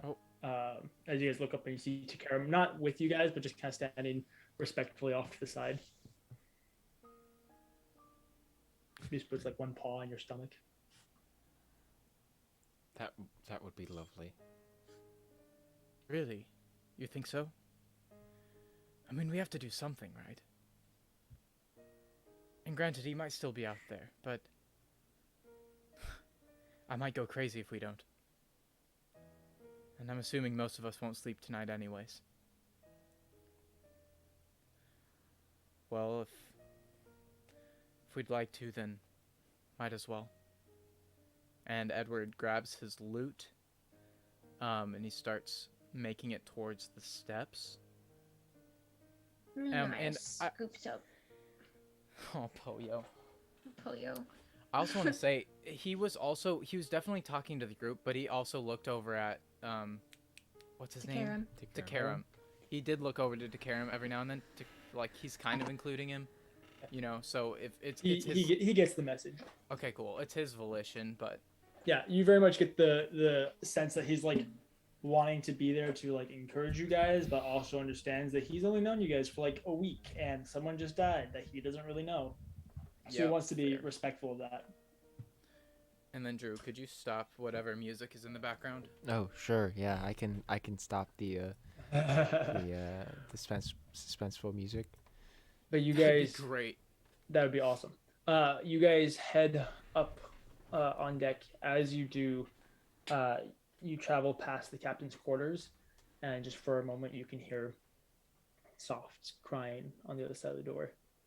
Edward, as he kind of passes, will just, you know, pause by the door, and he starts walking past it, but then he kind of shakes his head a little, and he walks back, and he kind of just knocks a couple times softly and just cracks open the door and kind of peeks in. You see Captain Argos. The back wall of her area is like glass blocks that are kind of framed. And there's two French doors that open up onto a little private balcony. And she's currently out there. You can see through the doors. She's currently out there just sitting against the railing with her just kind of tucked in with her knees, just gently sobbing. How big is this balcony? The balcony's like... It's like big enough for everybody? Yeah, it's big enough for everybody. And it's like under the It's only about like 4 feet deep, but it's like 20 feet wide. So you guys could all be out there kind of in a line. And it's still in the moonlight, like, yeah, and stars and stuff. Yeah, Edward will just kind of step in, and he'll just say, we all decided to kind of meet together. I'm going to play a song in honor of Havel, and we're all feeling what happened today. And I was just wondering if maybe you'd want to join, or you don't even have to go anywhere. We could do it right here if you wanted. But I thought I'd include you, because, well, I think it's best if none of us are alone.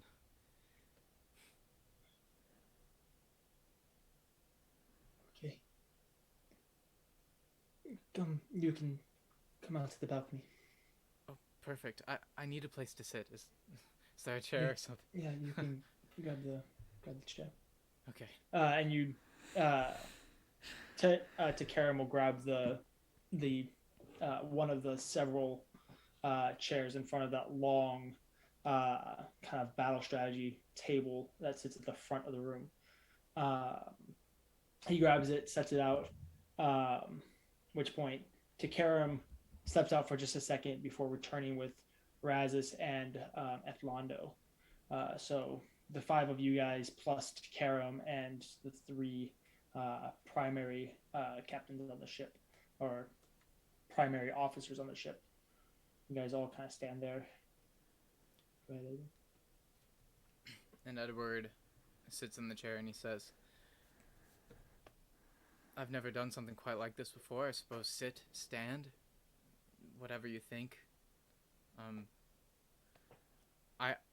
not expecting anything in return. Just, I'll play and we can just sit here. Maybe say anything we want to, or just sit in silence.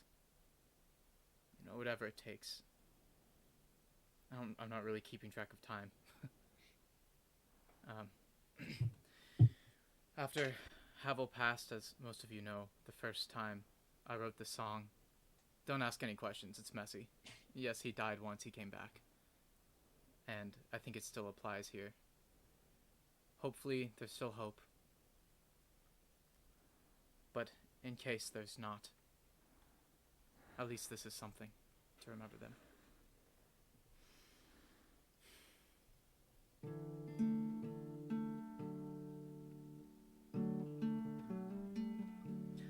I can't follow you into the dark, where it's cold, yet certain and clear. No more memories and no more pain. You're no longer haunted by fear. Why must you be taken from me? Once a foe, but then a friend. A pawn, taketh the king. The song ended so abruptly.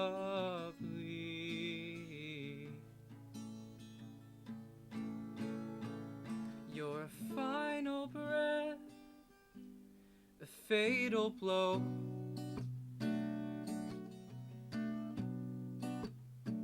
You fell a martyr, and you weren't alone. You once were lost, but you found a home.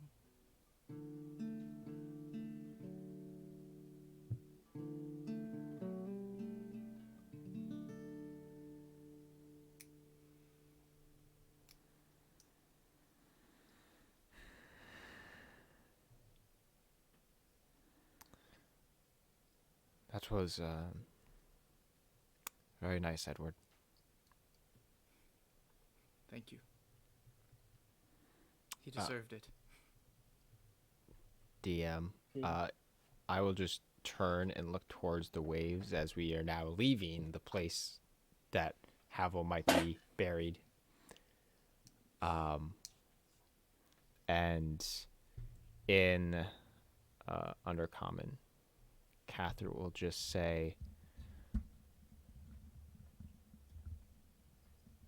I hope you found your peace, and your journey was short to the place that you now reside.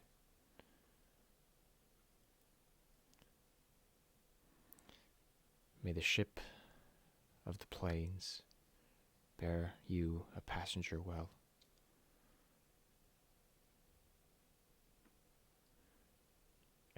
And Kathyr then turns to leave.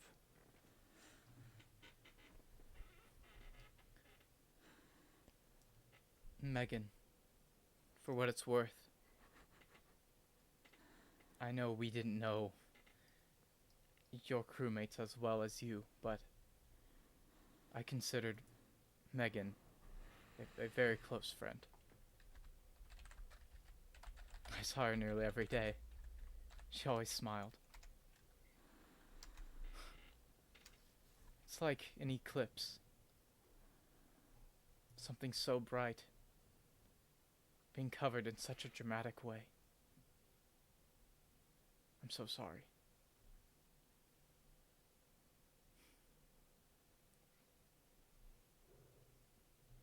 I feel as though you all understand our pain just as well as we understand yours.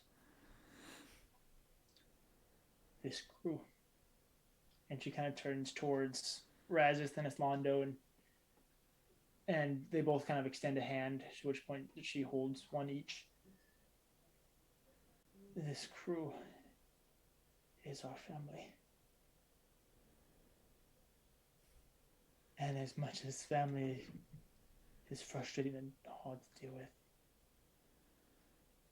you love them.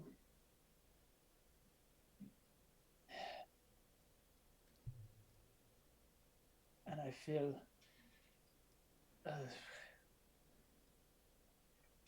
a heavy burden knowing that it was my job to lead them, protect them,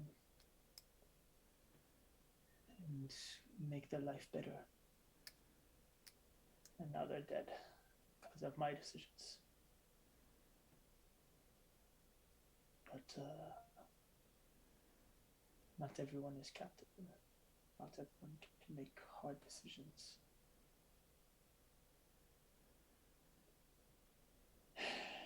And at the end of the day, it is how it is. And so I take this day to mourn. And tomorrow I move on. Do you think they were happy? I hope so. I hope so too. But I worry about him. Havel, I mean. You all know. And he kind of motions towards his own group. He was a bit up and down, that one.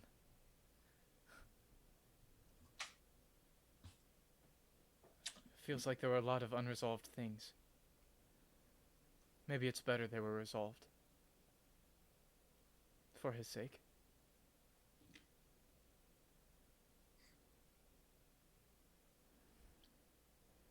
Riniya, I feel you knew him better than I.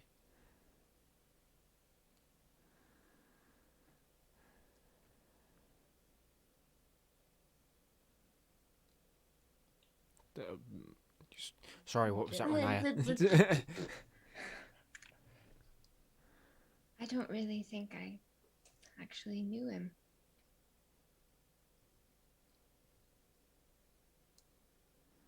Maybe he's a bit of a mystery to all of us. He's what we would call an enigma. Yes, sir. I didn't say that in game, by the way. I know. And Tarak? He seemed to look up to you. Did he? Or at least listen to what you said sometimes.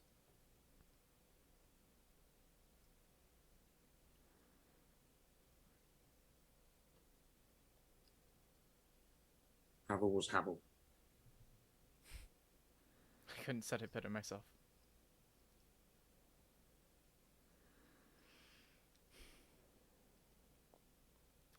Riniya is just kind of, she's staring at the ground with like a little bit of a just glare, but she's petting Poyo and just holding him close. Kathyr goes over to Riniya and just kind of awkwardly stands behind you, and you can tell like he wants to do something to help, but he can't. So he just kind of stands there a little awkwardly. You know, it's a shame that he was lost at sea. You can't even bring him back. My people have a ritual that makes death less painful.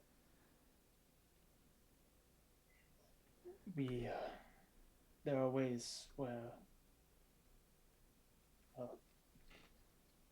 there's techniques that my people developed to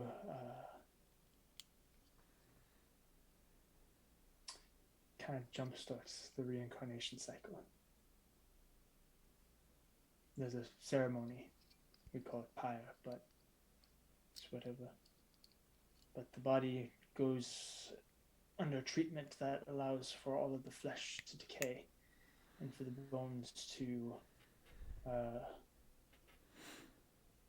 go on. It's a treatment that helps them to become more flammable. And after a year of burial, we go back and we retrieve the bones of the body. And much like a phoenix, we burn them. And oftentimes a new life is born through those ashes. But when the body is lost at sea, you need the bones. So it doesn't really apply here, I guess.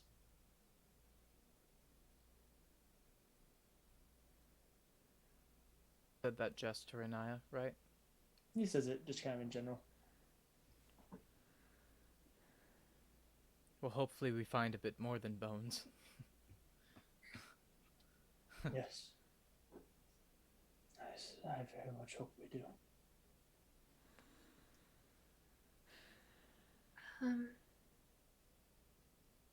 I think I'm gonna head to bed.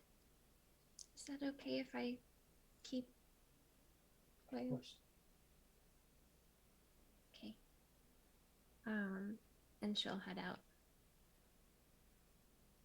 I suppose it is late. We had a hard day. Megan, thank you for allowing us to do this here. Thank you. We'll see you in the morning as always. And Yes, we'll fix this ship. We'll figure it out. It'll be all right. We have a little bit of money to help out with repairs. It should be okay. Good. Tarak, are you coming to bed? I will stay up on deck. New bat. Right, I noticed. Sorry about that. That's fine. They're celestial creatures of energy, so it isn't like Fleck died, just faded back into the ether, wherever his energy came from. Oh, that's nice. Nice. New bat? New bat. New name? Flack still? Working on it. Great. Let me know when you figure that out. Riniya doesn't head to the quarters. She's up on the deck. But she's still with Poyo. And just looking at the water, petting Poyo. Mm-hmm. Edward will head back down to the like cots or whatever, put his loot back. Is Kathyr down there? Probably. Okay. Is he like asleep or is he just hanging out? He's not asleep. Okay. He's honestly, he's more likely than not, he's pacing back and forth, sword in hand, and like somewhat like. Well, he's kind of just pacing back and forth and absent-mindedly kind of like practicing techniques as he's trying to think through everything that happened.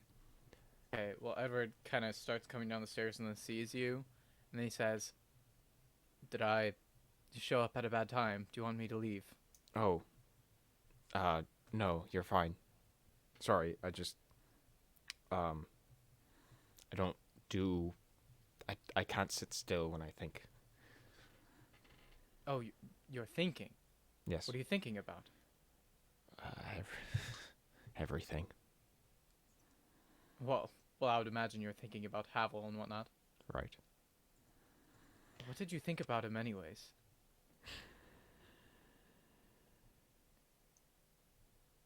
As a friend. Hmm. A troubled friend, That's more like it. but a friend nonetheless. After all, we all seem to be troubled folk. Hmm. And, True.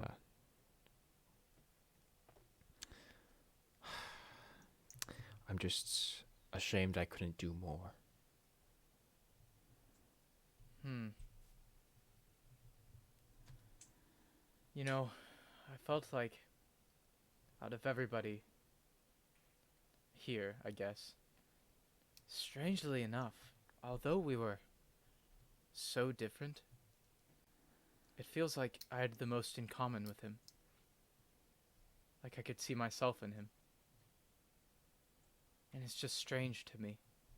I don't quite understand it yet. I mean, he was almost literally like the opposite. Yet there are so many similarities. I've never had a friendship like that, as rocky and obnoxious as it was. It almost feels like I lost a part of myself. It's just a strange feeling. Megan mentioned family, not Megan Hart, Megan with an H. And I haven't thought about it much. But I don't have much family anymore. I guess I never did. And this is probably the closest to that I might ever have again. I mean, Melora, she's literally my cousin. She's literally my family. And the rest of you, I mean... I guess it depends on how you define family.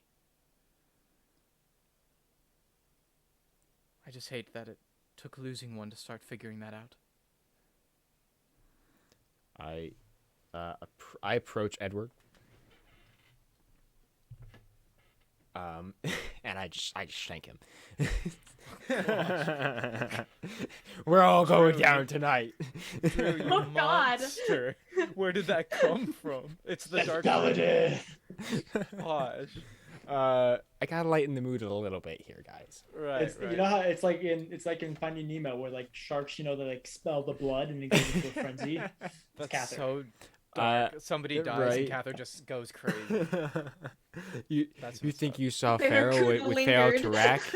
Oh please, you Pharaoh haven't seen Kathyr? Pharaoh Kathyr yet. That's so incredibly terrifying and also hot. I walk over.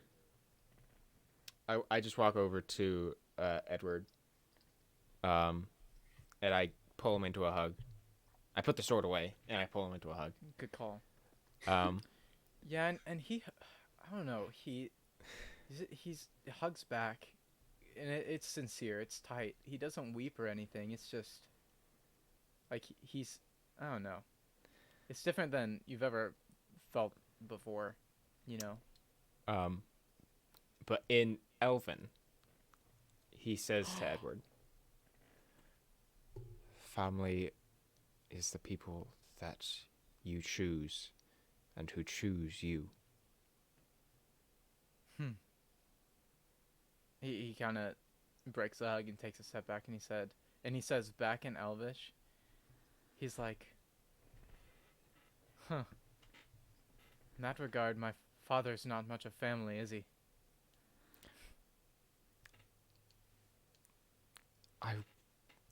I would be hard pressed to call him my father. Well, I don't know if I'll ever say that he's not my father, but under those terms, I would certainly consider you more family than him. Thank you, Edward. Thank me. Thank you. I would not have made it this far without you. I can say Or the the same. others, for that fact. Without me. You're like John Cena out there. You're like throwing haymakers and just... Kathyr comes on screen and everybody knows his theme song. You know what I mean? Who's John Cena? The most famous gladiatorial pit fighter in history? Haven't you seen his Excuse- traps, Kathyr? How dare you? The man deep squats 525. Oh my Haven't god. you seen his traps? I And, like to the imagine little... Tarak has just like somehow heard this conversation and just Just like passing by. Excuse me. Even in the Scarlet Wastes, we know of John Cena. But you know what I mean. You can just, yeah. You just have so much agency, and so much potential. It's incredible. and so do you, Edward.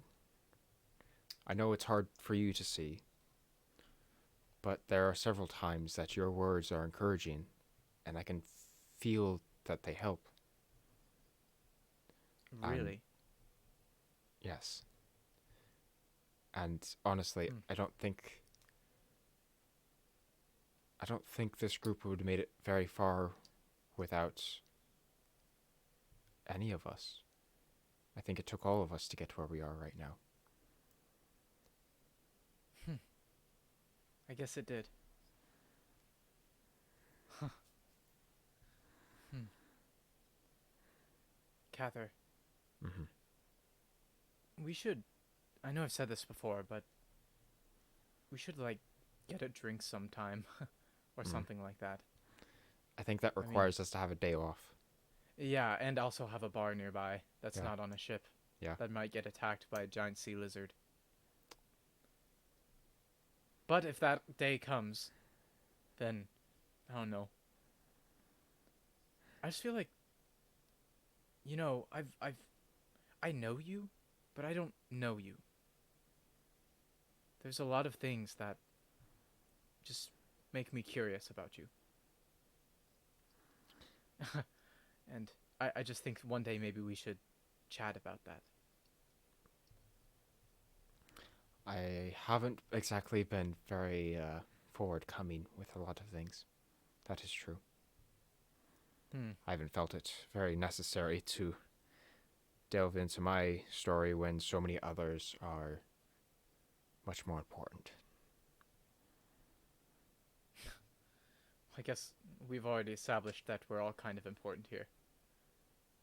You'll get your chance. Don't worry. And he kind of hits him on the arm. He's like, we'll talk or something. I'm extremely tired. Riniya's up there if you want to check on her. I don't know what Tarak is thinking or feeling. He didn't say hardly anything, which is normal. I'm sure he's fine. He's seen things. But I, for one, I'm going to go to bed. Sleep well.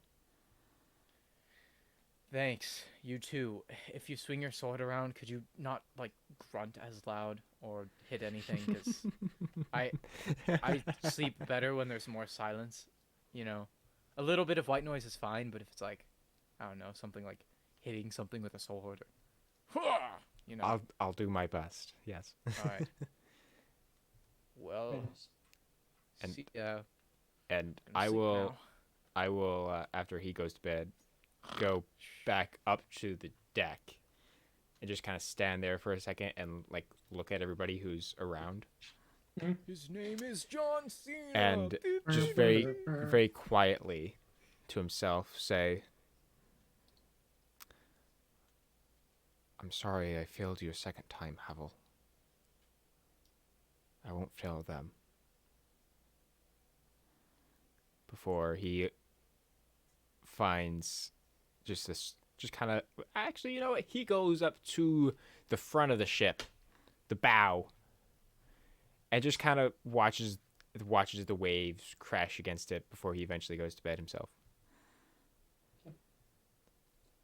Riniya, after a little while, Kathyr comes and just like 8 feet away or so, just kind of like knocks on the rail. How you doing there, kid? I don't know. She's just like staring into Poyo's eyes, like scratching his ears. Poyo is like not even like eyes, like you know how like dogs, they're like close their eye, but they're kind of like flickering, like open, like they're not really closed, but they're not really open either. Poyo's just like that, and he almost has like a grin, but you can't. I mean, he's a panda, so he can't like smile, but he's just like really vibing with the head scratches. I see you're taking good care of my panda. He's taking good care of me too. Poyo is a good companion. Good to talk to you. He's a good listener. Especially when you spoil him like that. I'm pretty good at spoiling him, I think.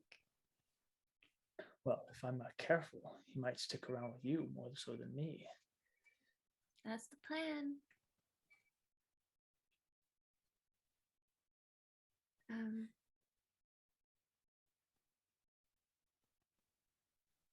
I thought I'd be sadder.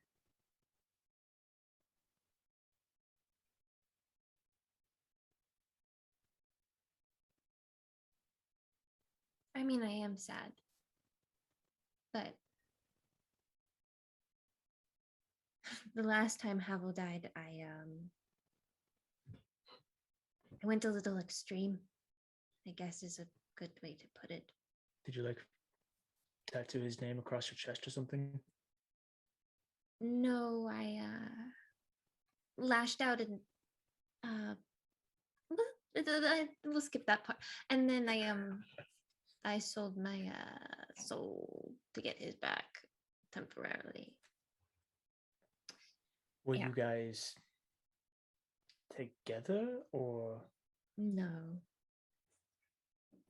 It's a lot of sacrifice for one friend.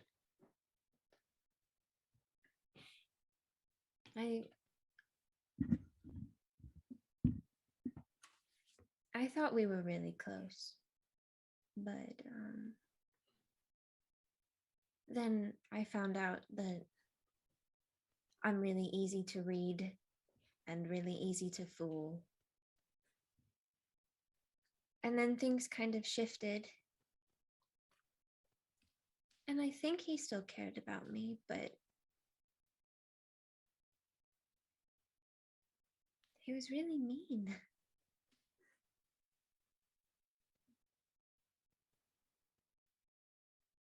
And then I died.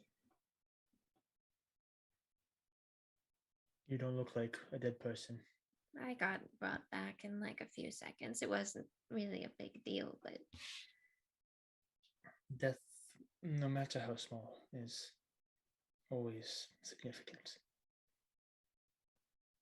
It changes you. That's what I thought, but nobody else seemed to feel that way, especially not him. He kind of wouldn't let me talk about it. And then when I did get to talk about it, he left.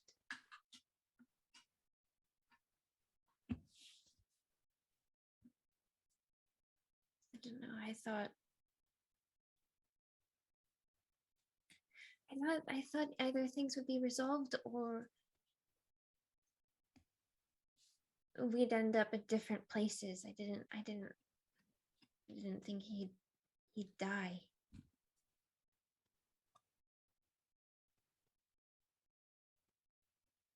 If he's dead. I mean, we don't know for sure, just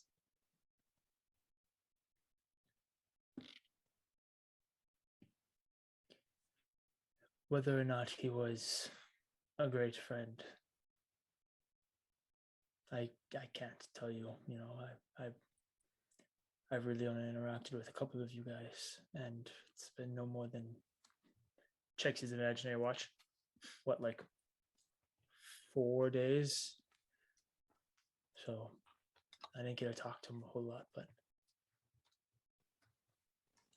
it's clear that you cared about him. But it's also clear that he hurt you. It's one of those terrible situations where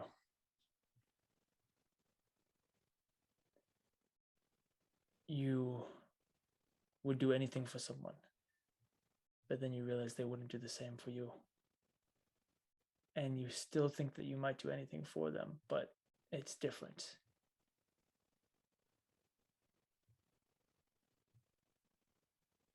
And that's a terrible place to be. Yeah.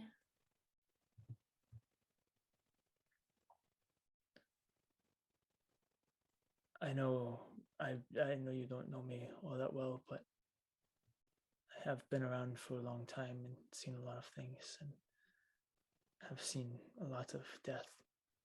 So if you do want to talk or just sit in silence with someone, I'm gonna go up to the crow's nest, just kind of hang out. You can keep Poyo as long as you need. He's just gonna stay there. He just kind of poofs sometimes. So if he does, just let me know. I'll bring him back. Isn't the crow's nest on the main mast? Crap. As the crow's nest. It's just laying Oh. there. It's just a basket sitting on the deck. So you guys managed to salvage the crow's nest, because that's like 400 gold pieces worth of carpentry, wood, Yeah, they can just mount that that's sucker back onto a salvageable. new mast. Exactly. At which point Takaram just goes over and just sits down in the crow's nest. I just like kinda- laughs. And he just kind of looks up at you and he's like, this wasn't as I'll be honest, I forgot that the mast broke. I'll just be up at the front. Oh, well, Kathyr's up there. Should I go check on Kathyr? I feel like Kathyr's one of those guys that just kind of can handle it. I don't know. Well, he goes and he gets up. I'm gonna go. I can go check on Kathyr. Okay, that'd probably be a better idea. Anyway, also, what's with the bat? Oh, speaking of which, Track has been flying the bat over the water, searching for stuff. He comes back. He has the saddle and halter that was floating in the surf. And he lands. He goes, "Howdy." Hello. So can you describe this bat to me again? So it's very similar in size and shape to Flak. Obviously it's still a Scarlet Waste Warbat or an Orcish Warbat.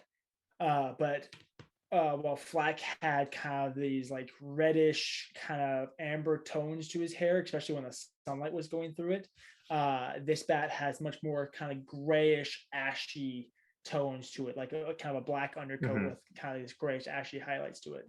Gotcha. A little more like stealth operations bat. Yeah. So yeah. Evening. Hello. How are you feeling? You seem pretty all right. Well, seawater wreaks havoc on leather, so That gonna have it to does. go to a bit of work to dry this off and make sure it doesn't get all finicky. Do you want a little bit of waterlogged. health? At which point, like little fire start like licking off of his hands. I mean, you don't want to dry it too quick because that'll expand the wood. So If you want to. Yeah. No, if you're you good. want some help, you're fine. I'm just here. You're great. Thanks. I don't really feel like it, but yeah. At which point he just goes and he picks up his waterlogged staff and go downstairs. Riniya, how are you?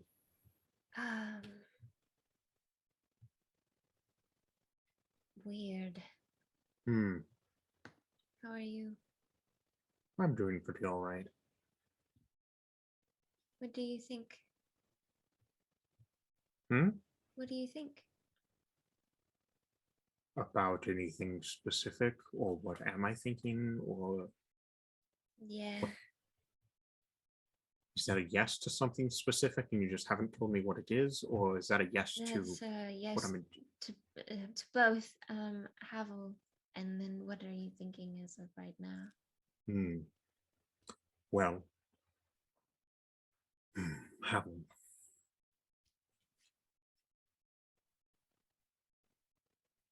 Sometimes people die. It is a fact of life. Right. Now, some part of me still questions whether or not he actually is, Mm-hmm. because knowing Havel, for all we know, he had some strange magic Right. pill that he could throw onto the ground and vanish and reappear with that strange drow one-armed woman and go on weird adventures where they steal priceless treasures and probably get themselves actually killed. The other part of me realizes that the sea is a terrible place. It's horrible. And I had not considered it, but I am not the only orc here. And perhaps I failed to realize that I had not informed Havel of the danger of it. But if he is dead, sometimes that happens. It's just a bummer that we're out of Arc Fae. Right. In terms of what I'm generally thinking, I would consider myself somewhere between incredibly superstitious and not at all. Okay. I tend to lean one way or the other. Depends on what exactly is going on. Orcs in general, pretty superstitious. But in all honesty, we're normally right. So is it really superstition if you're correct? I don't know. I need to look up what the definition It's of like if someone is superstition paranoid that someone's following them, but then But there then actually somebody is someone following them. Are they Are they actually paranoid? Right? Right.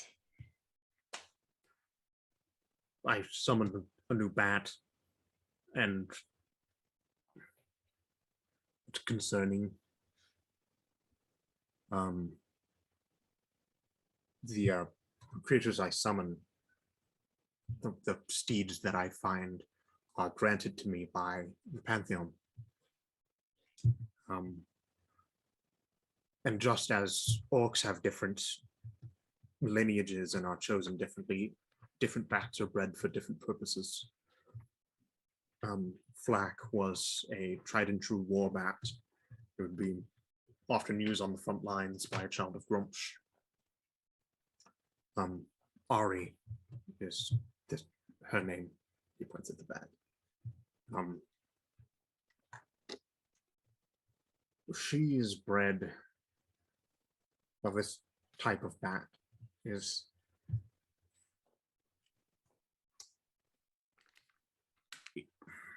It's hard to explain, but it isn't good. They aren't often used. Orcs are not fond of stealth.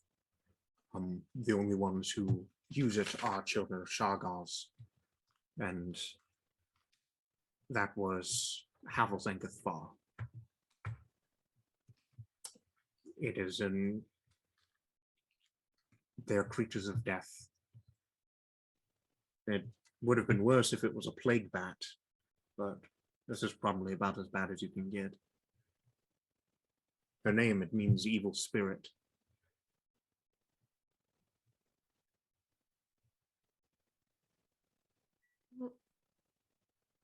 But why? What do you mean?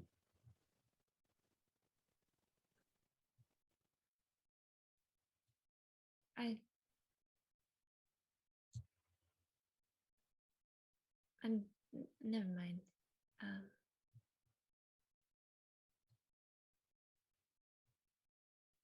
Okay, you just did the thing very similar, like when I ask you, like, hey, are you okay? Then you say yes, but you say it and your like soul is crying. I think my soul is crying for other reasons right now, but no, it's just confusing sometimes. What is?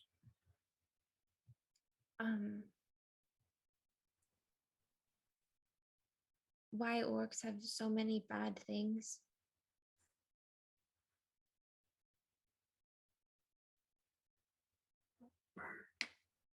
It's a reasonable question, but I think a lot of it is because that is all the orcs have ever known.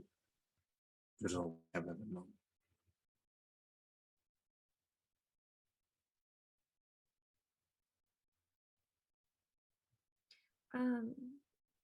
So the bat's like there, right? Yeah. Riniya goes over to the bat. Ari, right? Yep. ARI.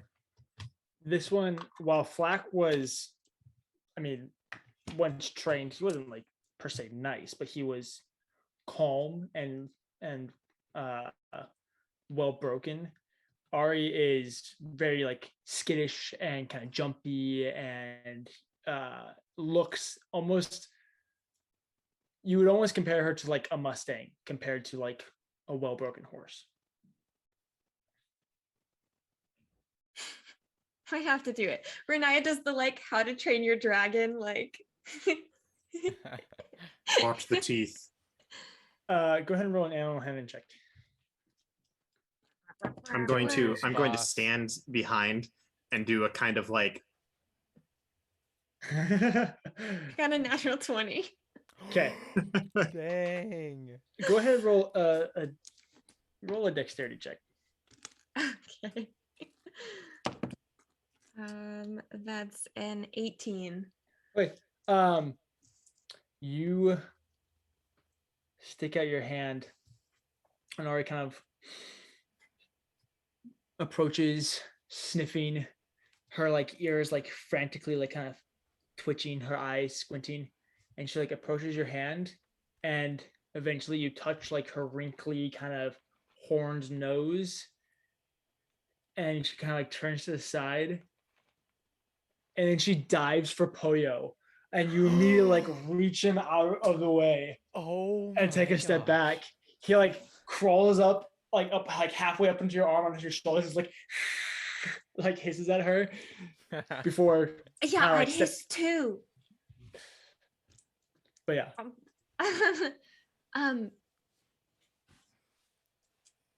I kind of like Iron. I'm like, we'll talk later. And All right. I go back to Tarak. I kind of forgot I had. Boy, that was probably my error on my end. I mean, if something were to happen to him, what a shame. Tarak, What look how cute he is. a perfect disguise. That's fair. I'm not sure if you saw, but it did totally like breathe fire. I mean, that's true, but I like turned into a demon. Yes, So I will take demon over fire breathing cute thing any day. noted. If you start to breathe fire, we're gonna have a problem. Oh, okay. don't take the spell Dragon's Breath.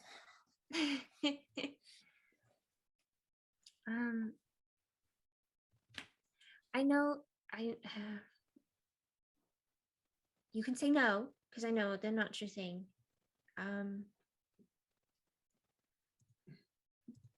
But if you were okay with it, could I get a hug? Okay. I can't guarantee I'll be very good at it. It's okay. It doesn't have to be long either. I don't know how to initiate this. And she puts Poyo on her head and then goes to hug Tarak. Poyo, while sitting on your head, just kind of like opens up his little paws. Maybe not you. And Tarak, you kind of like open up, and as Riniya, you go in for a hug. Since Tarak is, how tall are you? 7'6"? I'm 7 foot something. Yeah. Riniya, you go in and you give him a hug. Pat, At which point pat. Poyo just like hugs your face, Tarak. It is one solid glare the whole time. He like kind of leans back and just like puts one paw on your like kind of hurt your scarred cheek. If that's just full on the teeth, my guy. There isn't even cheek Right there. they're right there on the teeth. Oh. if Riniya was not here, the things that would be said. Which one he like leads back. Riniya like lets go pretty quickly. And she's just like, well, I hope you know that I care very deeply for you. And Oh, same. I know. Good, because I'm really bad at remembering to tell people. It's okay. Is there Actions anything I speak can? louder than words sometimes too. So. Is there anything I can do to help? I don't think so. The hug was nice. Thank you for that. If you need it again, as long as I have like warning, it's fine. Okay. I don't mind it from you.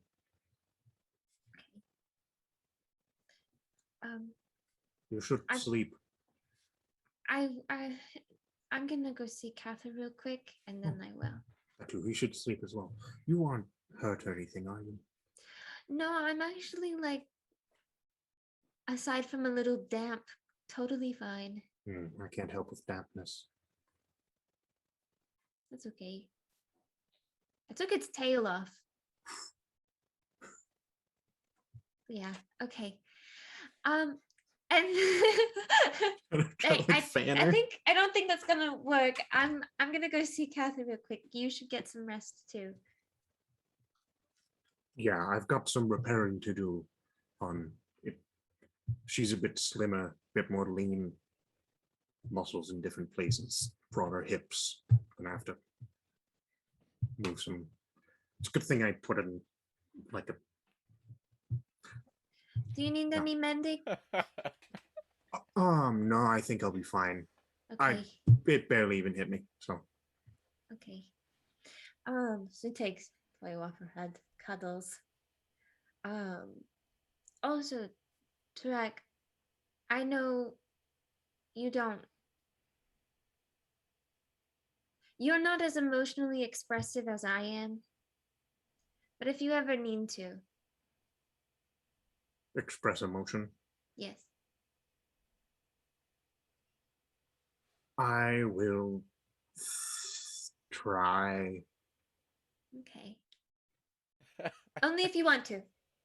Tries to smile through his scarred cheek. Oh. It's kind of disturbing. Like only one side goes up and the other one is just in a constant grimace. Right. It's like I'm just picturing the Wednesday Addams. Okay, so Riniya will then head over to Kathyr. Before that happens, since I'm not going to be in this scene for the rest of it, and I don't want to jump back. As soon as she leaves, he'll make some quick adjustments to the saddle and halter. Yeah. Hook Ari up, get on, and then start working on stuff. And he is going to be flying like really close to the sea. Mm-hmm. He'll get around to where the how far away are we now from the trench? You guys have been been sailing again for a few hours, so maybe honestly I have no clue. We'll say that you're within range of being able to fly to it though. Fly to it and back and then still get some sleep. Yeah. Okay, I'll do that. I'll fly to where we were, and as we're going there and as I kind of get there, I begin to monologue. But I mumble,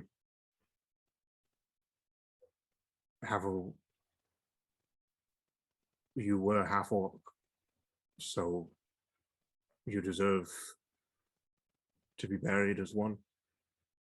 I couldn't do much for you, but I hope you fight well. And he'll fly super close, and he'll at some point in times they'll do some like carving things where like the wingtip crosses the water and stuff, you know, real thematic stuff. And he goes through the traditional orcish burial, which is he mumbles, Flokumab, Agmatnot, Varotan, Flopushat, Valagra, Raunar, Maushat, Lomaushat, Prok Gujat, Shatura, Thom. And then he'll head back. Okay. Then I'm done. You can do your stuff. Very nice. You go and approach Kathyr. Mm-hmm. Does he notice me, or is he zoned out? I mean, currently, at this point, he's just kind of standing there, his like hands behind his back, and he just kind of has his eyes closed as he's just. Oh my gosh, he's Anakin on the balcony after he had. Yes, he is. Nightmare. He totally is. Like, yeah. Oh my gosh. Except the only difference is that he has long hair that's flowing in the wind. It's His not a abs are ponytail hanging out even the more side. defined than Hayden Christensen's. Right. Does it seem like he's noticed I'm there or not? Cathyr's powers of perception have never been ones that amaze you. Yeah. Okay. I mean, how stealthy are you when you approach? Poyo squeaks. No. Shh. No. I have something better. Wow, that stinks. Got a 6 stealth. No. Poyo doesn't squeak, so you have advantage. That's better. That's a 12. I have passive perception of 14. Kathyr, do you do anything as you notice her approaching? After I kind of like feel her presence, I just kind of open my eyes. You open your eyes to Poyo, like just like starting to get put near your face. Oh, hello, hi. Sorry, hi. I was gonna try to like surprise you with a little panda kiss. Well, thank you for the thoughts. You can still have one, and she Poyo puts both paws on your cheeks and then just leans forward so his little nose like touches your nose, and then like so leans cute. back. Thank you, so Poyo. How are you doing, Riniya?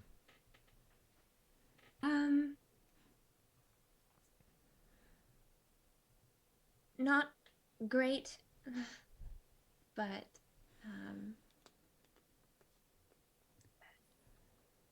not trying to let it take over.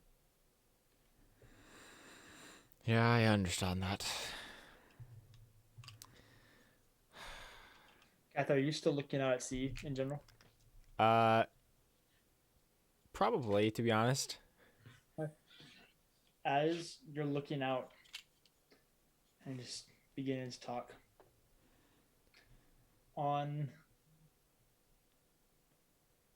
the horizon and walking at a pace that looks effortless, but he's covering too much ground for it to be anything real. Kind of just gently approaching towards you. You watch as the thief comes into view. And just when it's enough that you can kind of make out the general figures and details of him, he just kind of stands there. He nods at you. This is all while as you're beginning to like talk, prepare your response to Riniya. Yeah. Does he just stay there? Yeah. He just stands there. Oh, wonderful. Yeah. I can't help but feel like I'm the reason he's dead, though. Again. What do you mean? Well, I'm the one who pushed for us to go this way.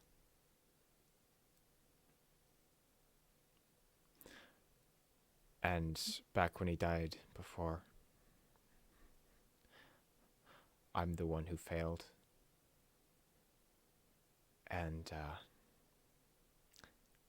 well, I'm the one that's went down and left Havel on his own. Kathyr.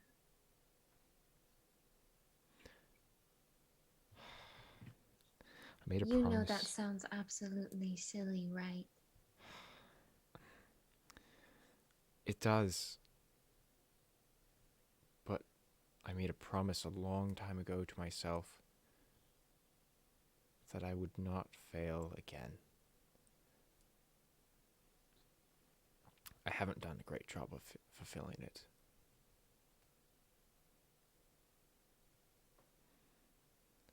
I don't think you failed at all. I mean, I don't really know what you're referring to, but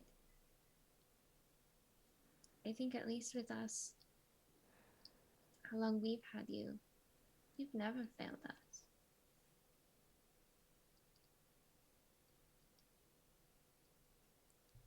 Thank you, Riniya,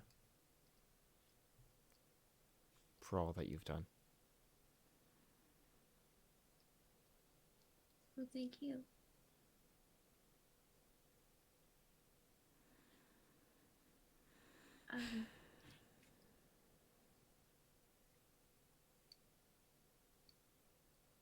Just look back out. Just kind of stand there for a moment longer.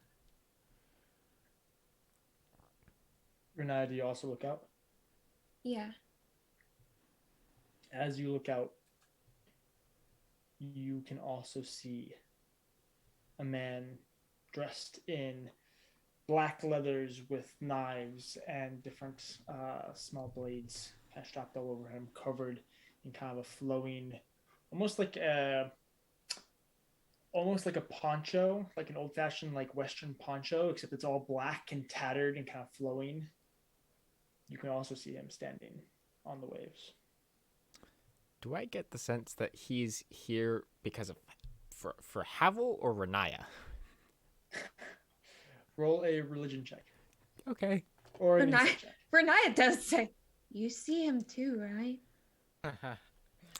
You just see him get dive bombed by Tarek. Die! Help me! Okay. Religion. 19. Okay. You look at him, and he kind of turns, he looks at you, and make eye contact. And for a moment, you feel your vision tunnel for just a second. And then Kiyomura pictures in your head for just a second before you flash back to reality. Oh no. Gosh. What? Kiyomura what? You see him too, right? Kathyr's just spaced out. Kathyr? Before he Kathyr? comes to. Kathyr? We need to hurry. What? What? You see that too, right? I see him. You're not acting like you see him. That's Is this literally just a guy standing on the water?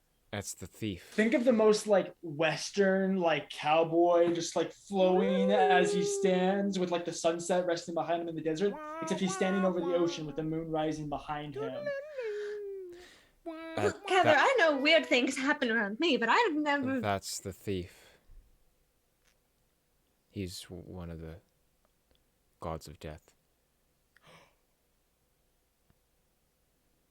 Why do I see him? I don't know. But I have a feeling Kiyomura is in trouble. I can cast sending again. Do you want me to do that? If you have the capability right now, that would bring some ease to me. Anything you want me to say specifically? I just need to know that he's alive. I cast sending to Kiyomura. What do you say? Hi, it's Riniya. Are you okay? We're worried about you. We miss you.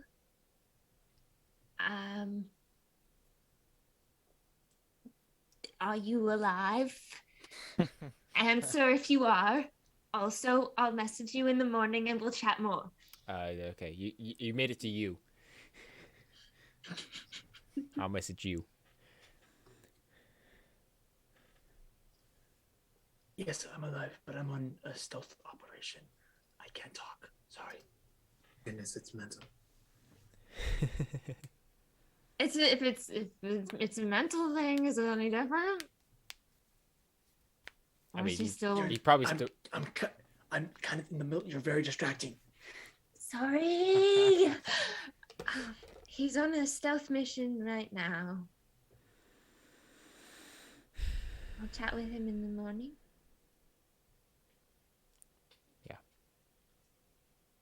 We've kind of been gossiping a lot. Been fun. Pen pals, okay. We're send pals. Send pals. Yeah. I just turn to Riniya, and I give her a big hug. Oh. Does Poyo hug too? You give her a big hug, and Poyo, like, since he's just being held here, is like kind of caught in the middle, but he just like puts one paw on your chest, Kathyr.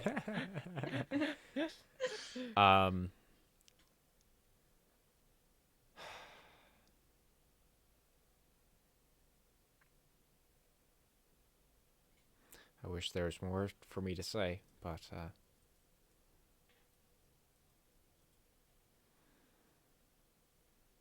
well, let's just hope that his ship was well traveled.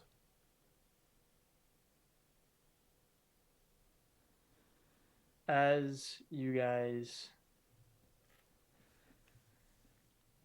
take your moments and relax for just a brief moment, knowing that Kiyomura is at least okay in the moment, whatever this message from Azula could be.